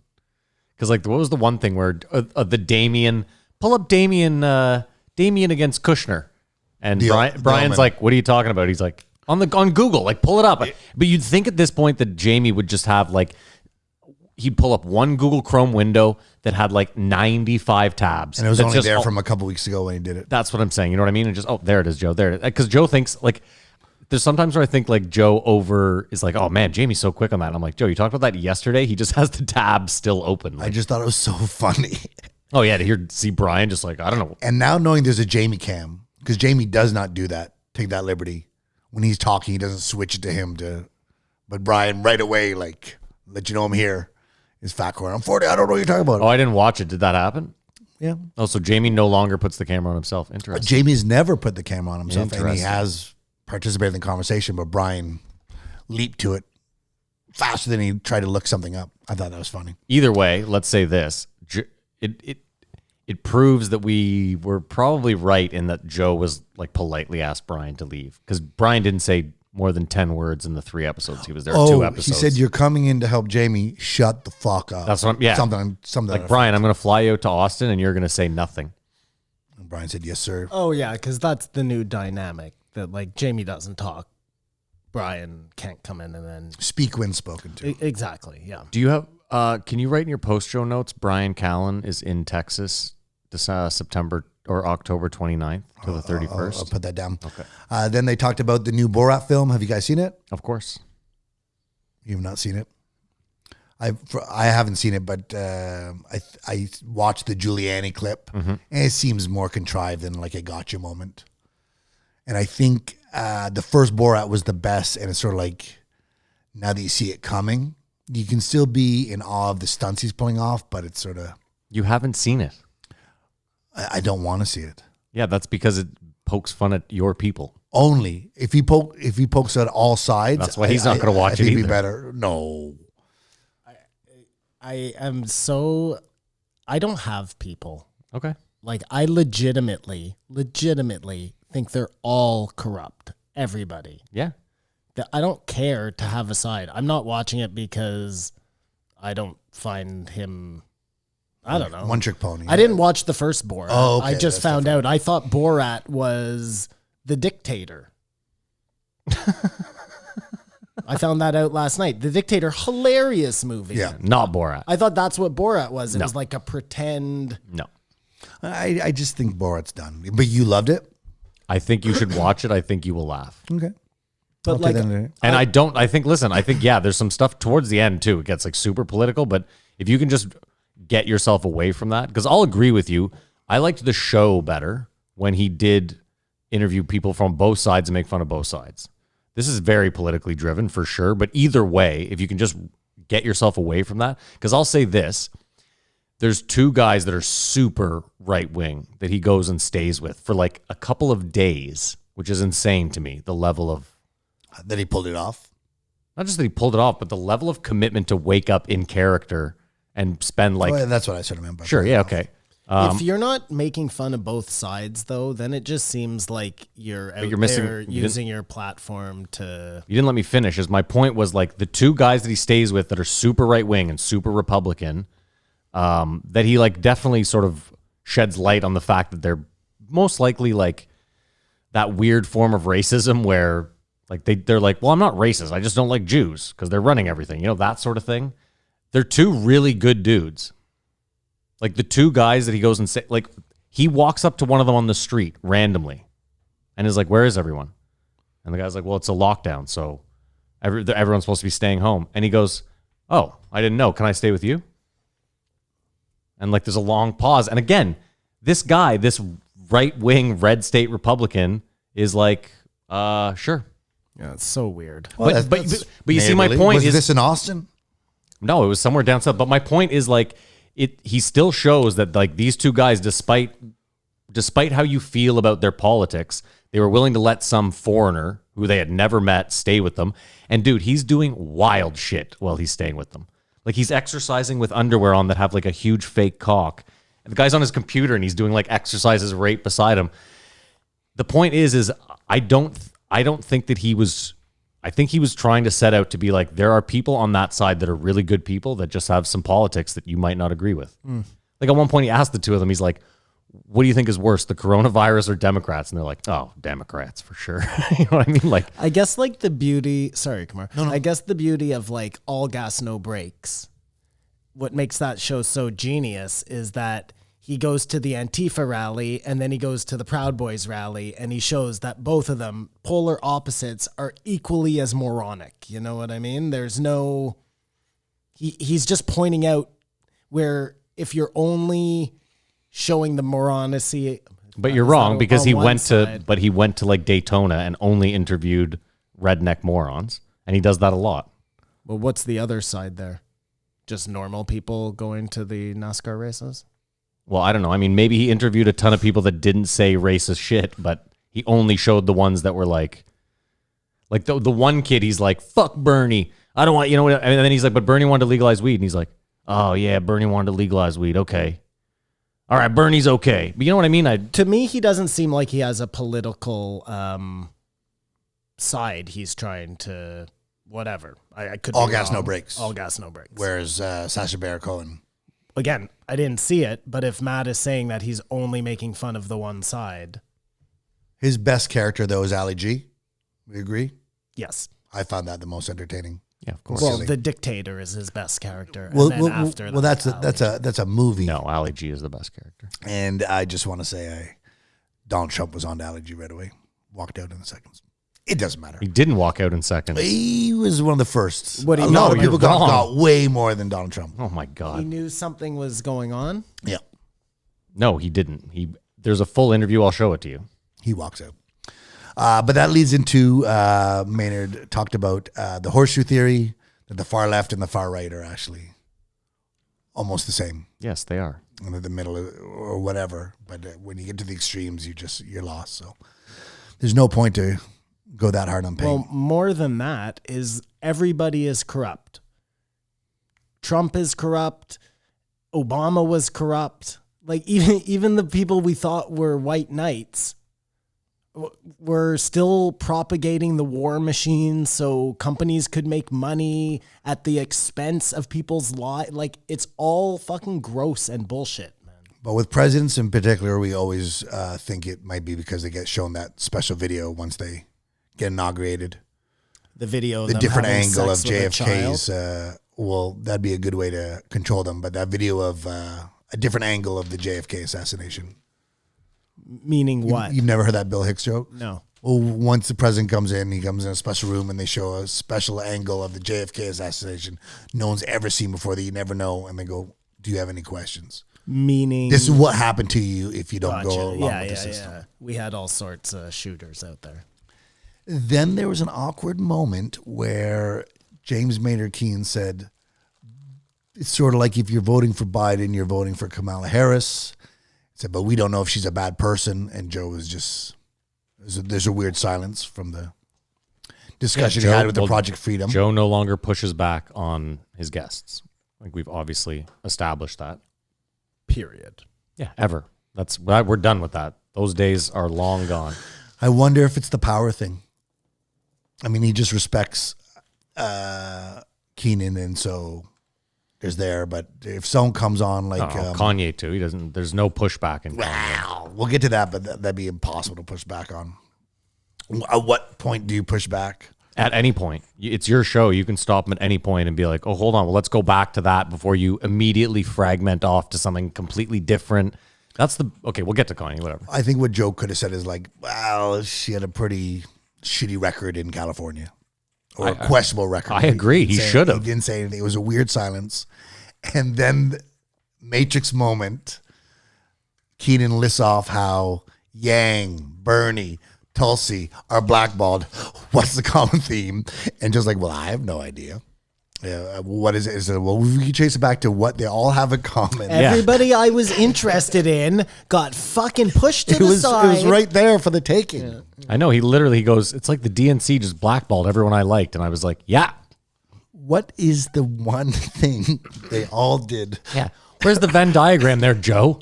So I guess he was like, dude, that is so crazy though when you think about it. Like we're joking and ha ha ha, conspiracy theory, ha ha ha. Forget even that. Just even if it was totally unintentional, there was no malice involved at all. This guy legitimately just wanted to have people he thought was interesting on his podcast, and he fucked them. do you think off camera he was like, yeah, maybe I did bad? No, because then to Maynard? Not to Maynard necessarily, to himself, just like, oh, I guess maybe it was me, but not to bring it up. Joe always talks about how, he's in the float tank a lot. And he's constantly, doing mushrooms, and he must be thinking about this shit, like really introspectively. Just thinking they both on, and they all got kicked off. Maybe. Has he had a politician on since? Yeah. Oh, Wesley Hunt. Last week. I mean... Well, that was just to have a good friend in Texas. Oh, wait, no. He had Kanye West on this week. No, but since... True. And he also had, I think he had our man with a patch, Dan Crenshaw. Yeah, but he didn't have any more presidential candidates on after...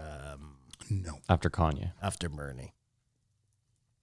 Oh, Kanye, for sure. We're going to get there. That was pretty much just like a free I'm very interested public to see. service announcement. I'm very interested to see where we all come out on Kanye.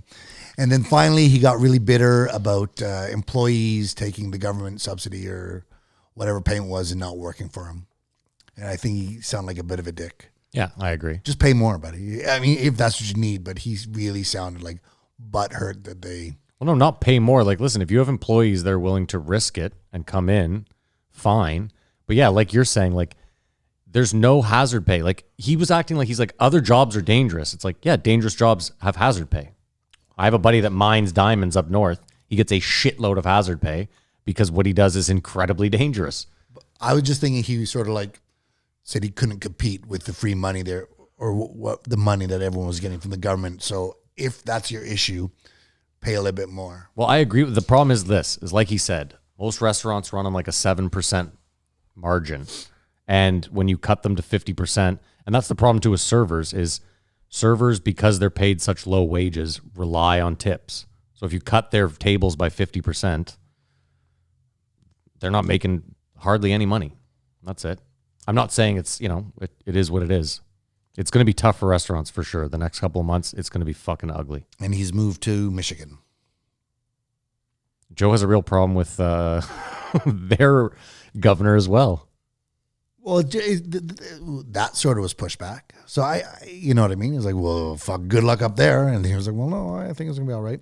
Well, Yeah, he but lives out in the country in the middle of fucking nowhere. It's like I walk out of my front door and there's just acres and acres and acres of land, and sounds nice. And that was they talked about jiu-jitsu and his hip and health, and I couldn't care less. I couldn't care less. I'm with you. Oh, and he had COVID, and it was a real ordeal, and he overcame it. But what? Hold on. Okay.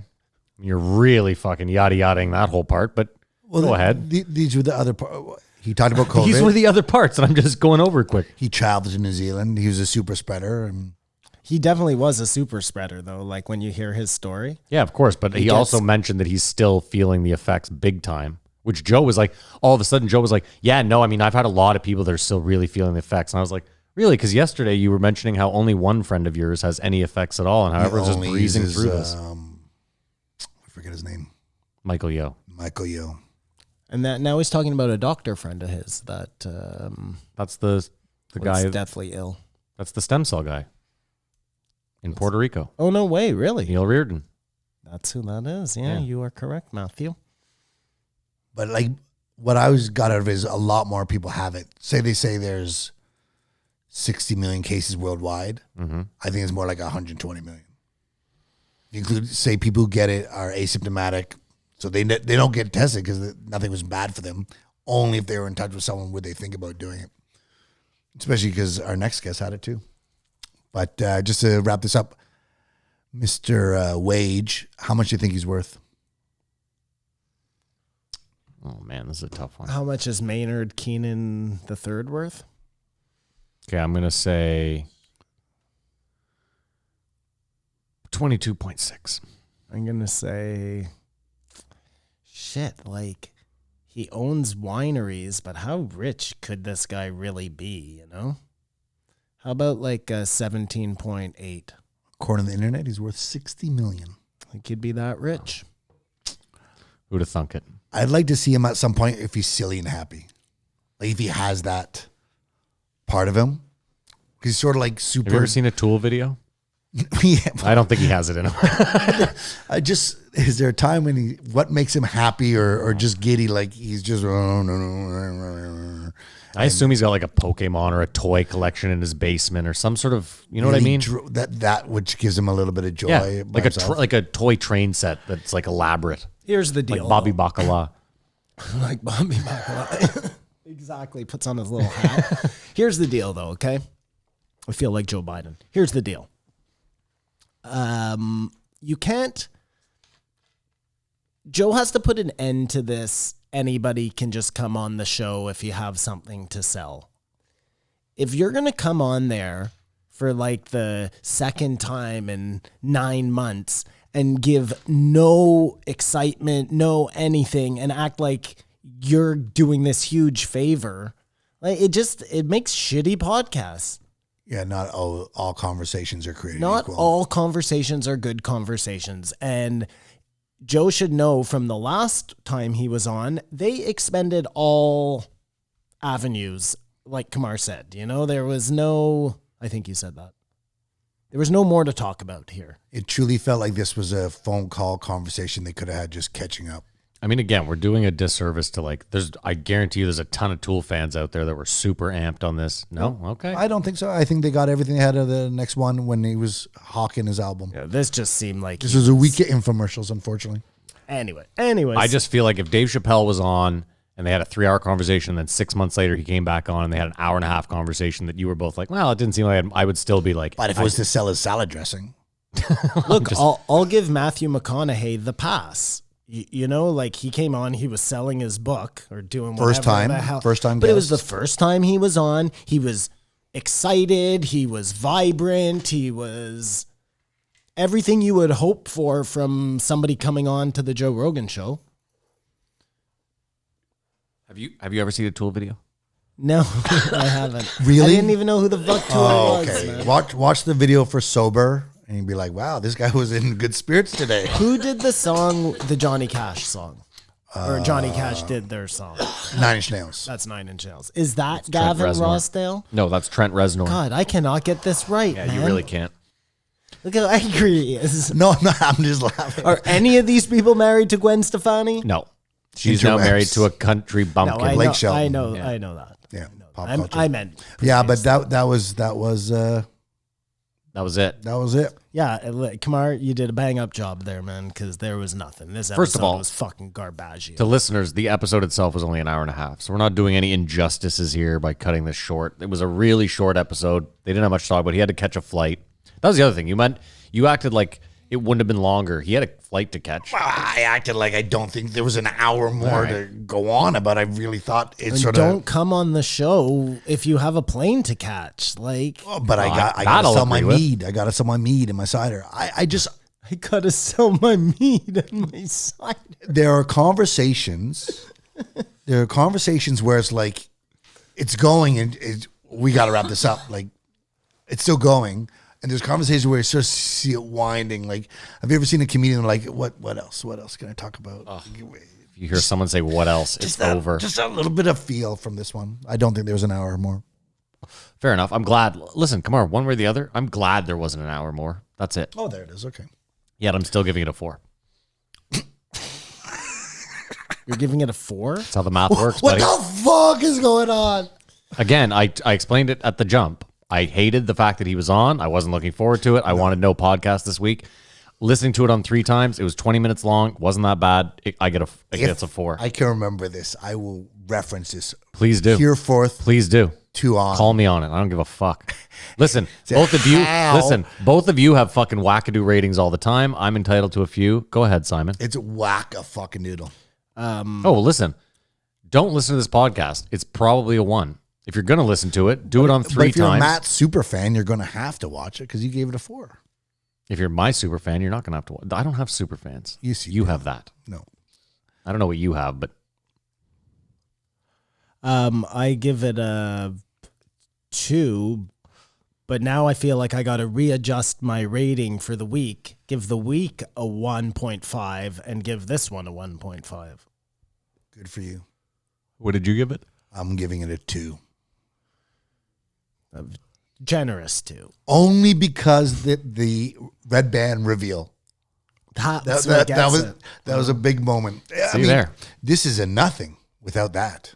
So there, he gives it a 2 based on one small thing. So my 4 is fucking Like, I'd like to even inconsequential. back up. I want to give the week a 1 and give this one like a 0.5. Okay, no one's gonna stop you. Listen, Anyway, this was a bad episode. Don't listen to this episode. If anybody's listening to our show, which I don't think they are, but if they are and they're doing it because they want to know whether they should listen to a certain Joe Rogan episode, this don't ain't the listen one. to this one. Unless they're down the rabbit hole with us, with Joe being the cause of having those politicians. And I very much hope that this is the last we hear of James Maynard Keenan. Only because he On decides he JRE. doesn't want to do podcasts, not because something bad happens to him. No, I mean on the JRE, like he's done now. Joe's like, you're not coming on for 3 years. Unless you got something really big to sell. 3 years. Oh no, he was also selling his live Zoom show he's doing. Yeah. 3 years. Well, yeah. Once again, I read That was weird. That's the concussion there. I meant to put up 3 fingers, 4 fingers went up. I really had to concentrate to get that 4th finger down. Okay. 1554. The meat and potatoes. Is that the right number? I don't know, man. I just know it was Kanye West. Yeah. The one we've all been waiting for. We waited for, and then we thought we'd never hear it, and then we heard it. I was wrong. 1554, spot on. I said it wasn't going to happen. It happened. I'm wrong often. Takes a big man to admit that. Deal with it. And then there you go, Chappelle. Boom. That's Boom. not happening. Chappelle's coming. That's not the world we live in, Simon. So I think I want to ask first off, what expectation or what do you think of Kanye before this moment? I actually think this was pretty much where I thought it would be. Sorry, Simon. No, please. That's it. That's all I'm going to say. I Other than the last 10 minutes. was shocked. I didn't think he was like, he is like, Well, you guys didn't hear what I just asked. Before this happened, what you thought Kanye was crazy? Kanye was a That's what I'm saying. Is bipolar? I answered your question. I thought it. This was how I thought it was going to go because that's who I thought he was. and I thought he was less crazy Less before crazy. this. Like, how Joe said everybody's going to understand him more, and but I feel like But did you think I'm at all? more lost than ever. Did you think he was a genius? before this? Absolutely not. No. I mean, Well, hold on. There's He just- no. Here. no. Hold on. Yes, sorry. Let's back up. There's only one of two things. He's either a genius or he's batshit crazy. I think those are really the only two I options. think that is 100% fair. And I went and think he was a genius, and I still think he's a genius. But I think it's like, Maybe the two aren't mutually exclusive. But being a genius, like a musical genius, doesn't make you Oh, I a agree. genius on life. It could very much be the opposite, actually. You could be like a genius on the autistic end of things, and it totally compromises your life. So this is what I was going to say is I was actually going to bring up autism. I was going to say there could be, because I actually think, and I wouldn't even say I'm a huge fan of his music production either, but I at least recognize his genius in that realm. I think Kanye would have been incredible if he had just never opened his mouth, if he had just stayed making music and not rapping either. Because I think he might be a genius in music, but I think outside of that, it's where the fucking crazy really starts to... He's an egomaniac for sure. When we were talking about the ego the other day, and who was the guy talking about... What was the guest? narcissism. Narcissism. This guy's top notch. Do you guys not just think that sometimes this idea of like the Lord is exactly that. It's like an excuse to Well, this is what I want. be fucking overly narcissistic, you know? Do you think his overuse of Jesus and Lord and praying made you feel one way or other about him? I legitimately, like, I have no problem if you want to be religious. I really don't. I don't. It's the following it to the letter that I have the problem with, right? Like, if you want to go out there and say, I think this meant love thy neighbor, all the power to you, you know? The problem is when you're saying, this means we have to stone gay people to death. Like, that's where we have a problem, I think. McConaughey said, I believe in the Bible, but I can't do anything with the burning bush sort of thing. Sure. Yeah, like that. Yeah. Yeah. Kanye is like 2 weeks ago. No, a year ago, he was making music about fucking girls and making cash. And all of a sudden it's just that. No. Yeah. I'm against that. I think that happened. Everything I did in the past doesn't matter. Don't look back on any of my track record because from this point on, like that's the whole idea of like absolution, right? General butt naked. It's not. There's a weird disconnect there as far as I'm concerned. Like you have to be able to at least see that. But do you think it's a gradual thing that happens, or you just like decide, fuck, I'm done with that stuff? Well, I mean, according to Kanye, he was spoken to by God, so that just happened one day. And he's changed drastically. I mean, I guess that's possible. For me, the thing is, the success is undeniable in everything he does. And so is it all dumb luck? No, but hold on. This is where I have a problem, and this is where I actually have a problem with him too, is he's not wrong about the music industry. The only problem is he's wrong about his example in the music industry. He is in the top 1% of the music industry. He was making so much cash. Well, he was down 50 million. I Yeah, mean, and you know whose fault that is? His. Exactly. Get the fuck out of here being like, oh, agents. Yeah, you would have had a lot more money to blow. You still blew it. Like, I don't see Kurt Schilling out there blaming anyone else for blowing his $150 million. I didn't know he spent blew all that money. I didn't know either. Yeah, Kurt Schilling's Maybe that's broke. why he's doing that podcast. But I think Kanye's not just about himself. He's for all artists. He wants it to be fair or better. Disagree. Okay. I think he makes it. Listen, I think that's a better way. That's the way you have to sell it. I don't think you can sell it like I'm only out for the best of my interests. I think you have to sell it like this is best for all artists, of course. Well, but I don't actually think that. I don't genuinely think that's how he feels. can we start with this question? What do you guys think? Like, is Kanye for real? What does that About mean? becoming president? 100%. Dead serious. About his like, God has spoken to me. He's using me to change. Like, is this for real or is this something he's just doing? I think like God is the unexplained. And so whatever has allowed him to be success, rather than put it all on himself and say, it's just me. I'm just this amazing. He uses God. I'm sure there's successful people who are atheists that say it's something else. Yeah, but he doesn't because he's constantly saying like he's called himself a genius multiple times. It's like, so we just want our geniuses to be humble. Did you find some of the references were crazy? Usually geniuses are given the moniker of genius, they don't take the moniker of genius. I can see how that's annoying. If you come out and say, I'm the coolest guy in the schoolyard, does that make you the coolest guy in the schoolyard?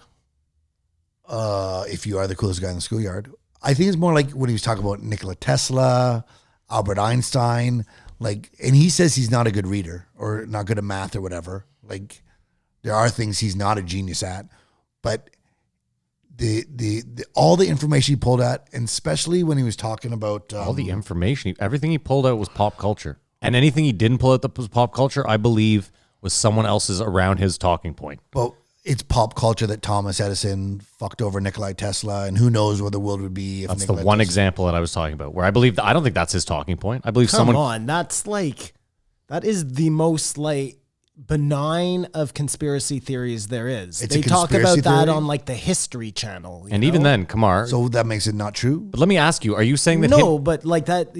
Sorry. hold on. His statement was this: I don't personally like solar panels. I don't believe in solar panels because Thomas Edison. Like, so dissect that, Kamar. Does any of what he's saying make true sense to you, or do you like? Well, some of us agree that the most best thing would be nuclear power to go forward to get us out of this funk. But who am I to say what is the best way out? We had a bit of a discussion last week, not the actual form of power, but you think he's just That is not Kanye's idea.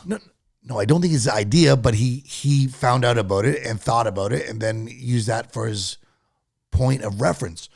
I don't think he did the deep dive and is uncovering something, but he just said, like, you just think he's regurgitating that. I think Kanye is so full of shit. It is like seeping out of his eyeballs. It is insane how much shit this guy is peddling. You didn't find it like almost Rain Man-ish, his references, Dude, with it pop is- culture? I thought like, it was so pretend Mr. and like Miyagi, all so that. contrived. Oh my God. Like, he's putting on. did an you watch act. it? Did you watch it? Yeah. I think he's putting on an act. Yeah, I totally think he's putting on an act. I think he's weird. And And when he's by himself, he's just normal and like. No, I think he's a sociopath. Sorry. I don't mean an act like that. I mean like he went on to that show for a reason. He did everything he did there for a reason. I don't believe like he gets lost in his train of thought like that. I think he's doing that because that way Joe can't interject and ask him any questions. Like, that was all planned because he went on to that show because the election is coming up and he thinks I can reach 10 million people and they'll fucking write me in, or however that works. I don't know. I couldn't disagree more. I think he can't shut down, and it's just like it wasn't really a conversation. It was Joe getting in a bit of words and then Kanye going off. And you didn't appreciate when he apologized for like, I'm sorry, I'm running on. I lost myself. Like, I don't think thought he it was- had any choice. Otherwise, it just seems like he goes on Joe's show and railroads it, you know? But it's weird to He say. has to show some But Kamar, I contrition. gotta ask. Like, you're so enamored by the fact that he apologized for yammering on. Like, what about that is so? it's self-awareness where you guys think he has no self-awareness. I don't think. Listen, I think he does this all the time. I think he also lives with a bunch of fucking maniac, egotistical women. Well, I think he's just dealing with yes men all the time. And you get that when he's talking about like his school he's building and I was yelling at the architect or the chefs because I said it had to be 100% grown in and they were doing 80%. And like, dude, I'm telling you, what do I know? Let me just What ask the you a fuck question do I too. know? Like, if I was gonna, if I went to you, Kamar, and I said, and again, I would be an idiot for doing this. No disrespect. The same way you'd be an idiot for coming to me. If I said to you, if you had the choice, who would you put in charge of building better homes or better schools? Would Kanye West be anywhere in your top 1,000 people? And let me ask you why. The guy is a musical genius. Fine. He's a rapper. Great. What gives him, and like, fine, he wants to go into fashion. Okay, sure. I mean, fashion is so subjective that it doesn't matter anyway. But what makes this guy a farmer? What makes him know anything about farming, building schools, building homes? He kept saying he was changing all these industries. Running the free world. It's a bit what's the word? I mean, you'd vote for him, obviously. Verbose. Well, I cannot vote for him. I mean, if he ran here, maybe I'd vote for him. But No, I'm saying if you were a U.S. citizen, you would consider voting for Kanye West. well, Kanye over Trump. there you go. No, I'm asking. no, you. and that I'd be able to do that. You would do that. Yeah. After listening to this interview, 100%. Like, you guys don't think a auditorium full of 200,000 people chanting wouldn't sound amazing? Like, do you guys remember the Olympics or the soccer when the Iceland it's so powerful. And that was like 60,000 people or something like that. Not even. Like, I feel like he's a big thinker and he's accomplished, like, he saved Adidas, right? No. You don't think he saved Adidas with Yeezys? Nope. Okay. I mean, I think he thinks that.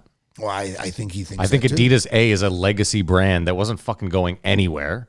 But if you want to argue that Yeezys saved the brand, then fine. How about if because it hasn't even come to fruition, his partnership with Gap, if that falls flat on his face, I don't. He does fail and stuff. But hold on. Being successful in the fashion industry does not make you qualified to do anything That's what I was just saying. It's so subjective. What I'm trying to say is being successful in everything you try to do. But he's not. Well, what has he failed at? Just being a. Has he tried to become an astronaut and now he's going to space? Like, what the fuck are we talking about here? You don't.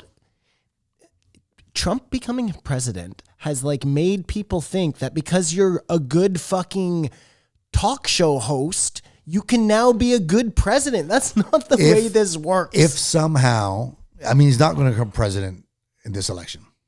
He's going to probably steal votes. Maybe he'll help Trump. Okay. But if 8 years from now he becomes president, will you guys just throw up your hands and go, this is crazy?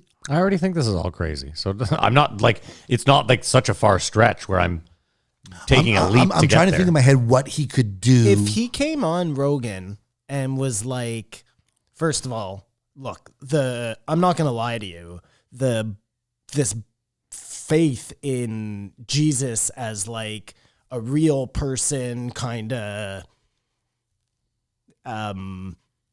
reading the Bible, believing everything you read, there's a problem there. And especially if that person is like in charge of pressing a button that could theoretically blow up a nation. Can I ask you an important question? Of course. Because like I didn't mind his answer at the end about the war, but like you seemed really amped on Trump's turning around of the economy. That seemed to be one of your like sticking points, was it not? Maybe I'm wrong. How would he turn the economy around? Yeah. Or how do you think Kanye West is in any way, shape, or form set up to boost the US economy? If he's actually worth $5 billion, if he actually was down $50 million, if he actually fired his CFO because he was robbing money from him and is actually managing his business, it's possible.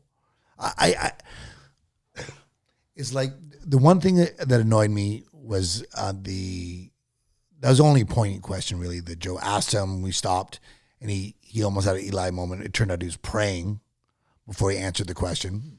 I know that Get the fuck out of here. What are we doing? How can you play along with this, Kamar? I've said it, like nothing's changed. I thought he was, even when he was doing the crazy interviews, I think he's a visionary. I really do. He won't wear any clothing that's white anymore. The color white. I think It's the least crazy. everything I think I have to do because I do it. But his answer was, That's not who I would want making decisions on my behalf that have like massive ramifications. but you thought his answer to the foreign policy, his dealing with other countries, whatever, he prayed for it. his A little weird. answer to pretty much anything that I Joe I would asked get the him- right people. Right. I could, if I came on and was I saying could do I that was too. running for Yeah. president, my answer would be, I don't know anything about foreign policy, but you better believe I'm going to get the best minds to, like, everybody says that. If you don't, the only person who didn't say that was Trump because he thinks that he's the best. Like, but again, it's just one form of egomaniacal guy against another. But you don't think like Kanye has empathy? Because that's what No. Trump really. I seriously, to me, he's so full of garbage. Who do you think he has empathy Because he's like, For yeah, the 1,000 I'm starting kids this aborted church a and day. blah blah blah, but I have a whole clothing line related to it that I'm making tons of money off. That seemed of. annoying. Hold on, he Like- didn't. Let's also back that up, Kamar. It wasn't all aborted babies that he had a problem with. It was just black black ones. aborted babies. So his empathy there was kind of cut in half. That's so interesting. He wouldn't even say the word abortion, which I thought was just right away. I was like, this guy's fucking wackadoo. Here, let's get to a couple of my notes. Uh-oh. First of all, did you watch it? No, but hear me out. Hold on, wait. Yes. The last 10 minutes, and keep in mind, now I established last week that 3 times is actually only 2 times. I was listening on 3 times, watching on 3 times. The last 12 minutes when he talks about his foreign policy. The pause on 3 times that he takes during that answer It's insane. is fucking staggering. It's Elon-esque. When he's doing the prayer. yes. Yes. Come on. But you watched it, Kamar? Mm-hmm. The camera kept going into focus and out of focus and into focus. And you didn't notice that? Well, Brian Redband. Something was totally amiss. It's got Like, autofocus. Just an aside, but we'll Kanye's get back black. to it. It was totally fucked up. But all on Joe too, all the time. The camera just couldn't get set. This guy hates not to talk title. about technical stuff. I don't think that's a very Brian issue. 'Cause I'm just telling you, like, Well, I'm telling you, whatever it was. I feel you. This was before the concussion. Simon, I'm just trying to explain, like, this Pre-concussion. this, for example, I don't have any control over the focus, right? So if it's sort of focusing in and out, and someone on YouTube complained, Not like zooming in and out. no, the Like, focus. I get that's what I'm saying is I understand focus. Come But on, just isn't it? what the I didn't know fuck's if going I on was here? saying the right thing. It's like Jamie Vernon is like a kid who decided to skip school, and then everyone got a car that day, or something. Like, if there was anyone who wanted to be in the studio, Oh, with it was Kanye, Jamie. You know what I mean? That was insane. So, Well, I said this to Simon at so the fights. Kanye must have been like, It no, has to I be have now. to do it now. Yeah. Which again just lends more credence, I think, to this. Well, no, he has to because the mail-in ballot started already, so he 100% has to do this. Thank you, Matt. Sooner Again, than later. lends more credence to my thing that this was just Kanye trying to get fucking people to vote for Do him. you want some weed? Like, you're smoking roaches. I love the roach. I'm trying. You have to point that out. I just said it was. Anyways, I didn't notice. I thought he was smoking his own. All right. thank I'm so you, sorry. thank you, Simon. I'm He try- does always have. I love that I'm trying to be a I nice know, guy you're and give offering him him weed, the and weed. I'm somehow the dickhead here. Like, Do you believe he's worth? We'll get back no, to that. $5 billion. Come on, man. Sorry. 5 million? No, 5 I don't. billion. And I don't believe that at all. I think those are all numbers that are based on like gap things that haven't happened yet. That money hasn't been exchanged. You know? It's potential worth. Potential worth in his head. It's like how the guys do it on the stock market. Like, I really think he's totally out to lunch. If he buys Universal Music to get his wait. masters back, This is, sorry, that's one of my notes. So we'll just get there. He says, this is his statement. He's like about to badmouth Universal. And then he's like, no, you know what? I'm just going to buy Universal. It's only worth 33 million. And then he says, How much is Universal worth? Did anyone look it up? 33 billion. 33 33 billion. Sorry, said not million. million, not million. Because 33. you had me fucked up Yeah, there. yeah, I was yeah. like, come on, hold Kanye on. says, I'm going to buy Universal. This is like a side note to himself. I'm going to buy Universal. It's only worth 33 billion. And then he's like, I'm the best producer creator in the universe. Like, these are the monikers he's giving himself. First of all, Dr. Dre is still alive and well. So let's fucking rate the fuck up. DJ Premier, also alive and well. Do you think Jesus was out there? I'm being serious now. If Jesus existed and that whole story is true, do you think he was out there like hyping himself as Jesus? No, man. He was out there just doing things that people were like, this guy's amazing. So you think when Joe told him you should have taken that medication, whatever the medication that calmed him down and made him like normal, was good advice, or he should be on the medication? I don't know what medication they were trying to give him. And maybe he's right, Kamar. Maybe that medication was meant to make him fat so that he would become unpopular, and because they were trying to discredit him. I look at like if Matt says he says I don't want someone on the show, they come on the show. I feel Kanye has to verbalize stuff for it to come true. And if he acquires Universal in 5 years, say this guy's a crazy genius or just still a crazy asshole. No, there's nothing he could do If to make you change your mind. Well, just for fun here, can I just let's just play a game. Universal is owned by Vivendi, which is a massive French conglomerate that also owns Canal Plus, Daily Motion, just to name a few. They have like revenue last year. They made $15.9 billion. That's a lot of cabbage. They have $40 billion in assets. I just don't see them handing over Universal Music to Kanye unless he offers them a shitload more than what $50 it's billion worth. or whatever. Yeah, so what are we doing here? This guy's not buying fucking Universal Music. Listen, Kumar, I have no problem with Dreamers. You're never going to make it big unless you dream big. I get that. I don't know that I'm with you that he's a visionary just because he's made it to the top of one thing. I always say this, like, you should be so amped to make it to the top of one thing. And he made it to the top. He made it to the top of the music industry, which is also an incredibly tough top to make it to. It's a weird thing to me to then be like, I'm going to go so far out of my realm. And I'm not talking about fashion. Fashion is whatever. Leader of the free world. I think that's where you're going. I wasn't even going to go for leader of the free world because that's like the most crazy shit. I'm just talking about even him being like, I'm going to change the world of like architecture. Like, how? Architecture is so insanely. Name me all the geniuses you know. Personally? No. In the world. Name all the geniuses. I don't want you to actually do this. I'm just saying, how many of those guys are then turning around and running for president? Albert Einstein was a genius in mathematics or whatever the fuck physics, whatever he was a genius in. He didn't then say, because I'm a genius in mathematics, I'm going to run the free world. Well, can I ask you a question too? Like, how many musical geniuses would you say there are? Just like in Europe, because this is subjective too, right? Like we're starting at Mozart. Well, yeah, no, to like forever in time. Because again, this is subjective. This is about Eddie you. Van Halen. Sure. Like I'm saying, it's up to you. So would you say there's 500, 100? Like, just take a guess. I don't know. I'll say 100. I would say 100 too, in my estimation, in my mind, when I think about it. So, I mean, I guess there's been a shitload of musicians if you think about it, and 100 is like a very small percentage, but that's still like that's a high number. And I don't know that I would want any of them running the free world. Let's put it this way. Greta Thunberg. Let's also say this really quick. Hold on one sec. I can't think of anyone I'd want running the free world. Just to also back you up a bit here. That's fair. I'll forget about it. Greta Thunberg. Sorry. Yeah, keep that in mind. Greta Thunberg. I'm there. When he said, why do houses have to be square? I'm like, well, yeah, why do they? Maybe... They don't fucking have to be square. There are triangle houses. There are circle houses. Like, Kanye didn't invent anything. What is happening here, Kamar? How did this fucking guy fool you into anything? He's not fooled me. Before this happened, He said it. I thought he was a visionary. A year ago, I thought he was a genius. I don't know anyone.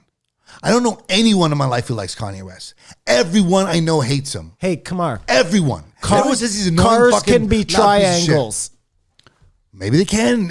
Maybe they are. But come on, when you say that, you're talking about what they think of him as a person, because there's a lot of people that love his music. But this is off the Taylor Swift incident.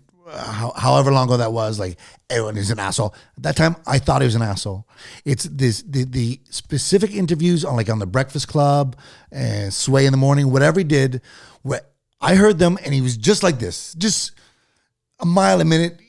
Hold on, the Sway one was a bit egregious. The slavery, they talked about this. Justin Bieber is a genius, yes? No. Okay. No. Who's another genius musician? Maybe Michael Give me Jackson. someone.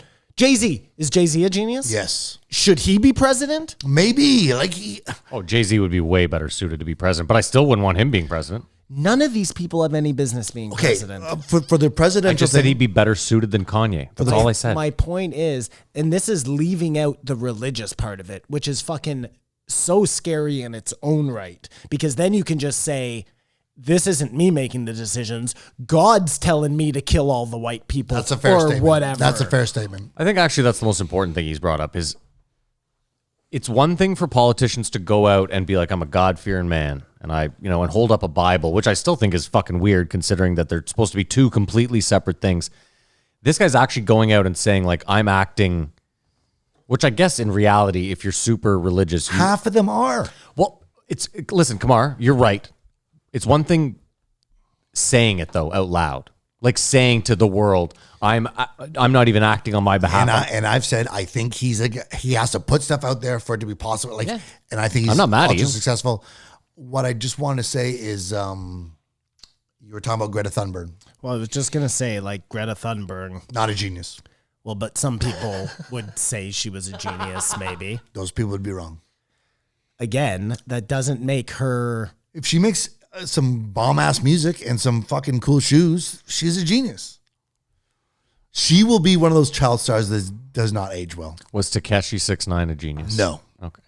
It doesn't. At least we have a bar here. I know, but we're playing a stupid game. We are, I know. Because it's semantics of who is actually the genius. It's whether you being a genius in one thing makes you suitable to take other people's lives in your hands and make decisions that are going to affect nations. You know. I'll say this. I think how the notion that Obama, it's his fault that Trump is president, right? Because of the statement at the press gala.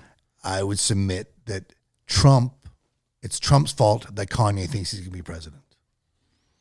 Oh, yeah, for sure. Well, I Okay. mean, he says that, yeah. So, Because he said when Donald Trump became president, I realized, yeah. and But some people would blame Reagan for and that. I think we could have this, you guys just said, there's no fucking way he can be president. It'll be the end of the world. Is that what you're submitting? No, I think the empire's fallen already.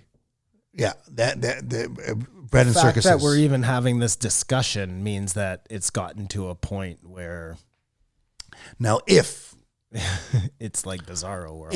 he becomes president, I'll play your game, sure. are you driving? Are you leaning into the gun, like, or you just go? This is just Oh, ridiculous. and listen, if he becomes president, I just keep plugging away. It's par for the course at this point, Kamar. What are we going to do, It's right? no more ridiculous than Donald Trump being president. That's already happened. That bar has been set. I think Simon's right. You have to go a lot he higher can than be that president. He can. He shouldn't be president, He should not be president. but he can be president. I think there are people way more qualified to be president. I mean, first of all, he's black, so he can't be president as he is. What? He just won't get enough votes. Black people don't get votes. You know this, right? Like Obama. Why? Obama was the first black president ever, right? No, but Obama got the votes. Okay, so what was the vote? I don't know. Was it a Like, landslide? He won. Yeah, I know he won, but Yeah. my point is he had to be the perfect orator. He had to be the perfect specimen of human being just to get the fucking 52% that he got, is my point. So what I'm saying is I don't think that Kanye, being this fucking wild ass rapper, is going to get in again because of his skin color. That's what I'm Everything that saying, comes out Simon. of his Yes. mouth, you just think is crazy. Not everything. Okay, How could you? You can't say that.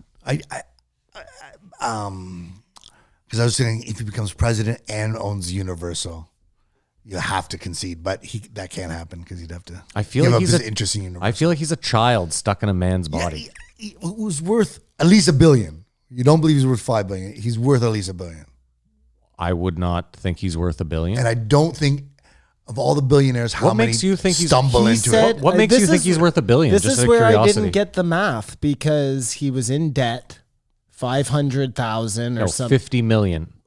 And then he signed the Gap deal, and now he's a multi-billionaire. Like the Gap deal was worth that much. I look at it just the same way. How much was that Gap deal worth? Like, let's do the math here, guys. That Gap deal would have to be worth like He was. $7, $8, $9, $10 billion. I think he was thinking in the same way. Joe Rogan, you could say, is worth $5 billion. If he joined Spotify and their stock went up $5 billion. No, but that's not how that Effect works. on the market. It is sort of how it works.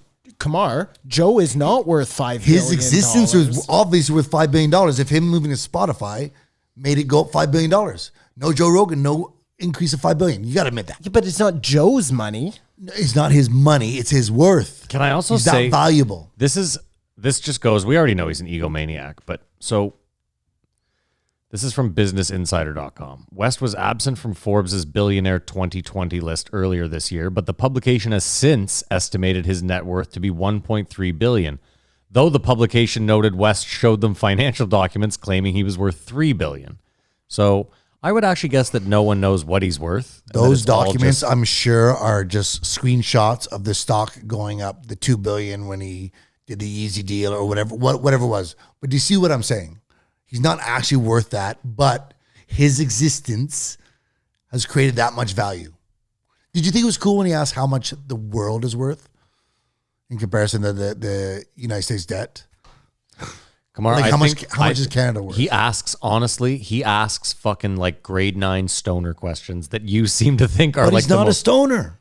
that makes it worse. Joe is like, how would you handle world hunger? well, the world is like this multifaceted instrument. Like he just goes off on this huge tangent that has nothing to do with what Joe asked. I'm not saying that he made a good case on why he should be president. But I'm saying he's a fucking genius and is right more than he's wrong.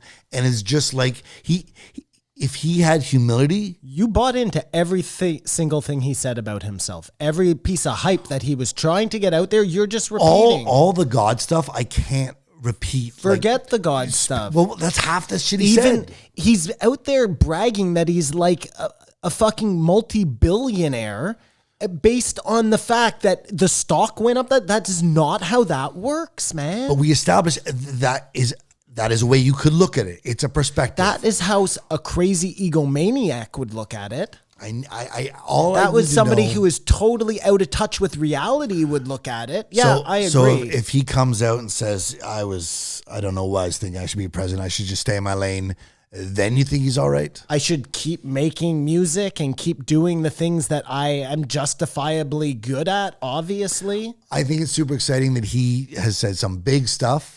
The presidential thing is the one thing, like he boxes on the answer. But if he builds a church of 200,000 people that sing, like whether you care to go to that church or whatever, like. And when he talks about that, like building the church and calling the people, like that didn't sound like L. Ronnie to you? Like that's exactly what Scientology is. Nothing he said sounded like there was a bad intent to it. Everything he said he did was what he thinks would make the world a better place. No cult leader sells bad intent, because then why would you ever join his cult? But you think... Like you've just bought in hook, line, and sinker.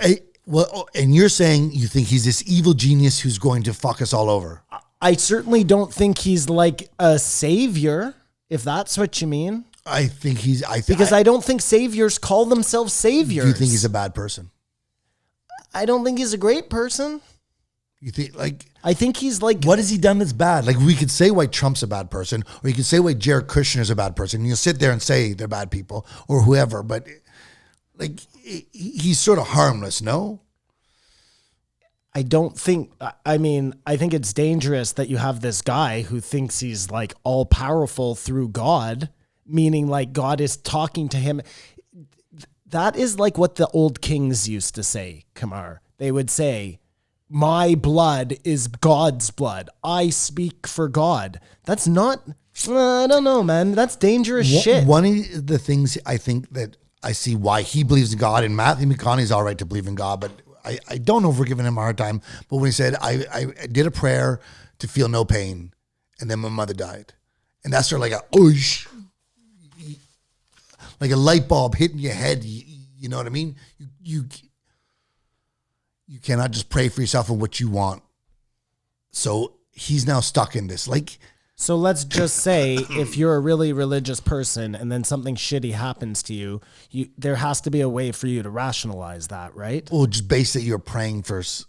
Because otherwise then you have to stop believing in God. So you have to say, it seems like this a sign. Happened because God is telling me this is a sign to make me stronger. So I then go out and to do his word. And he's telling me to run for president and to help all these people. And then tomorrow he's telling me to kill all these people or to hurt all these people. Like, where does it end? Well, you are like, maybe this will happen or whatever. I think he has 100% good intentions and just wants to make the world better.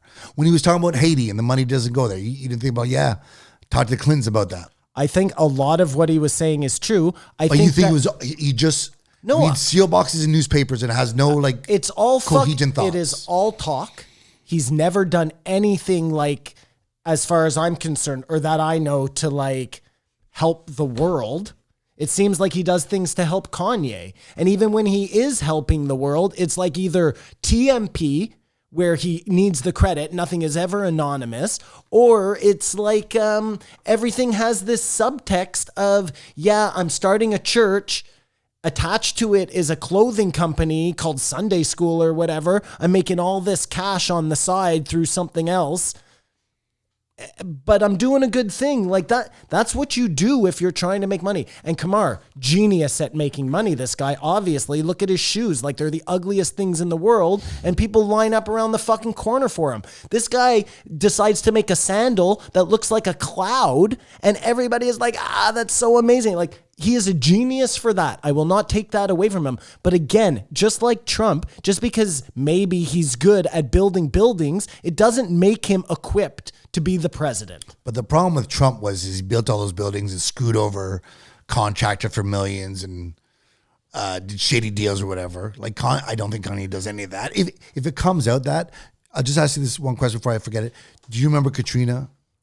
Hurricane Katrina? When it was Kanye and Mike Myers and they look at the screen and Kanye George goes, Bush hates black people. At that point, you're like, this guy is crazy. Yeah, I mean, I don't know. I didn't think he was wrong. I thought you might say that because that is a good point, Kamar. I was talking to someone who referenced it, and that was their start off point on why he's a jackass. I didn't think he was a jackass for it. I mean, I will say this: it clearly was unscripted because you could see Mike Myers. Well, Mike Myers' reaction is like, please. Mike Myers is reading off the teleprompter, and he's like, and now to whoa. And you could see a second, like he's like, that's not the fuck, teleprompter. Yeah. Anyone? Thank God I'm Canadian. Look it up as a reference so you can be part of this discussion. But we got to get. He's on the clock. He's got 10 years to either become president or go away, or it comes out that he has crazy sex cults, or he doesn't pay his bills, or whatever, or he makes the world a better place. You're right, Kamar, because you're right. Like Trump, he has no track record of, I guess, fucking people over that I know of. It's simply a feeling I get based on what I've seen so far from him, meaning marrying Kim Kardashian, the whole deal. Maybe I'm wrong. You're right. Maybe he is. Look, I believe in the universe. Okay. I believe that there is something out there that is bigger than us and something is happening. So if you want to call that God, you call it God. But what I'm not doing is like saying the universe is telling me to do this. So that's okay. This makes this okay because I bet if you're a billionaire, you would be. And right now, and again, if you want to do that in your own thing and like the universe or God is telling you to go out and make shoes, all the power to you, bub. Like, do it, man. Go make shoes that look like clouds. I don't give a fuck. But when you want to start making decisions about like countries going to war and all of this, you have to do better. You got to do better than just fucking wonky ideas. I just want to say two things really quickly. I guess the first thing I'll say is this, Kamar. If you think about Kanye, like you mentioned the Taylor Swift thing earlier, it speaks volumes. Like someone else did that years before. Do you remember who? Someone else in the Mike rap D. game? Did Mike D No, do it was Adam Horton. MCA did it. Oh, did he? But he did it as Nathaniel Hornblower. Oh, yeah. Okay, I remember that. That's not, but I think that was set up. I think MTV set that up. I don't think. No? Okay, but that's not even what I was you've seen the documentary, haven't you?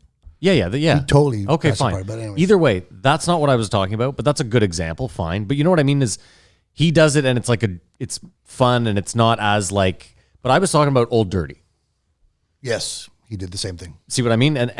But there was something almost endearing about when Old Dirty did it versus when Kanye did it. And I'm trying to think in my head, like, what is it? Now, maybe you disagree with me. Maybe you looked at the way Old Dirty did it and you're like, what a piece of shit. But it just seemed to me like when Old Dirty did it, it didn't get the rap that when Kanye did it.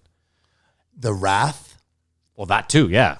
Like Kanye was public enemy number one from it. Yes, for sure. And he has, well, just I know he's apologized. Just to answer your question, I think it's just rock and roll. So I love that shit. Fair enough. And I think he's apologized for it, atoned for it. But what I find is I remember Kanye West on Much Music, Canada's MTV, and he was wearing like pastel coats, like so not rap. It was so, like back then it was G Unit and baggy. Like he was so different and he was so full of himself with no success. So I find him amazingly consistent. That's fine. This person, which I trust. I trust that people are like, So this is the story he tell. Oh, can I just real quick? I had two things there. That was it. I read most of this Forbes article really quickly about him being, he first of all bullied them into writing this article saying he's a billionaire. we said that on the podcast. Okay, yeah. So that's good to know. Honest. Then they go on to say that he does indeed own 100% of Yeezy, but he gets 15% of revenue, which last year would have only been 140 million, which is still, that's a great year. No joke. I'm way more than I make, a bit more than I make. But that does not make him a billionaire is what they're saying. And it's not guaranteed money, and you can't guarantee any of this. Like next year, Yeezy could be not the hottest thing ever. And He's on the clock. well, my point is, I have a problem looking at someone who's like a God-fearing Christian, but at the same time will bully a publication into saying they're a billionaire. It just doesn't line up for me. That's one of my issues. I know you look at it as consistency, and that's fine. You're entitled to like your view. I'm not shitting on you for it. I don't necessarily understand it, but I'm just saying how I see it. I don't see it as like a consistent narrative, like God's speaking through me and God's telling me to text Forbes and tell them that Kylie Jenner's on their list, but I'm not, and that's bullshit. Like, I think if there is a God, he's got bigger fucking fish to fry than... This was his anecdote that he gave Joe. Okay. He said, I was in line at the airport in the first class, waiting to go in. I nearly threw up. So I'm in line at the airport, waiting to go in. And we see that the coach line is moving fast, but our line is moving slow. So me and this other guy, we get out of the first class line and we get into the coach line and we just get on the plane. Hold on. But no, it was more than that. Christian. Hold on. It was also the ego shit because he goes, he was a surgeon, a doctor, thinker, me and him. Congratulations. Like, first of all, you're in the first class line, dummy. This story is already fucking bonkers, you know? He just butted his way to get on the plane sooner. And maybe if you flaw. No, but he looked at it like that was part of his genius. Like, Joe, don't you see? These other rubes, these first class rubes, they weren't willing to get out of the first class line because then it showed they weren't first class. But me, I'm a fucking billionaire and I can get out of line and stand with the people and get in faster. Look how fucking smart I am. He's a man of the people. And the fact that he can think like that, like, and he doesn't see the disconnect is so scary. And the fact that you would support a guy who can't see that disconnect, like, that's why, and that's where we are, you know? Yeah, 100%. And like I said, he has to get caught embezzling money, like just doing something. And then once again, as we've seen time and time again, the egg will be on my face. No. But I think you guys are 100% wrong about him. And he's on the clock. He's either got to pull off, make the world a better place, undeniably that you can't say if Kanye West exists, the world would be a lesser place. If he can pull something, I don't know what that is. And I know a bunch of things he says he's going to do won't be it. But I'm standing by Kanye. Here, I will say this. I'll say this, okay? Like I said before, I believe that all the governments are corrupt and they're all terrible, okay? So maybe if Kanye did become president, he would do things differently. I guess that's the idea, right? Like everybody says they're going to do things differently, but he would really do things differently. Trump was going to do things differently, but he just did everything status quo, you know? So when he watches this special JFK assassination, everything changes. And if he, do you guys think he's ever going to actually become president? No. But I'll put it. I don't think so either. If you had asked me if I thought Donald Trump was going to become president, I would have been just like, that's Depends just when as you ask me. crazy. But if you as asked Kanye. me if Donald Trump was going to be president, I said, yes, he's going to be. No, but just the idea of him even running, well, you said he was going to be. Okay. Hold on, wait. And no, I wait, don't wait. think Kanye's going to be president. Hold on. You said Donald Trump was going to be once he started running. Yeah. It wasn't 4 years But before. no, but everyone else is saying there's no way. This is before he even got into the convention to be president. Is this why you backed Donald Trump? Because you were right on Called picking him it. as a pony? Called it. Wow, what Called a it, baby. terrible way to What live politically. No, it's just a la Kanye. Like, I was right about something when everyone else was saying the opposite, but I guess that was just a fluke. And now every other thing people say, I just got to agree with it.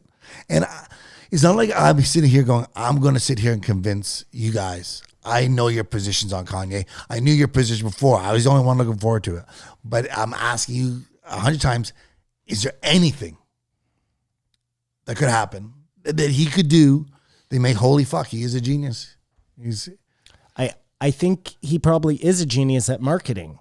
What is his David Blaine floating from the balloons moment? But hold on, this is he what I did hate it. too. This is what Becoming president will be a big deal. Hold on. But you'll be concerned. I'll be convinced that he could make something happen. Yeah, okay. That he's not just a guy who's out there fucking. He's on the clock. This is what I hate though, is like, you just said maybe he's a genius in marketing. Maybe he isn't. Maybe there's 5 geniuses in marketing around him, like he said he would do if he was trying to fucking run the... Like, keep in mind, do you think he actually designs Yeezys? All we have, Matt, Yeah. all we have is the scoreboard, right? Like Kamar said. I mean, listen, if he's actually worth Scoreboard $3 for billion, then he's Kanye winning. right now, as far as music, producing, and clothes go, he's up on the scoreboard. And even though he has, to use, changed so drastically from doing the song with Lil Pump to now only doing religious music. There's a song about just fucking chicks and whatever. Maybe a person can decide to make a change, but for the change to be seen, it takes a lot longer.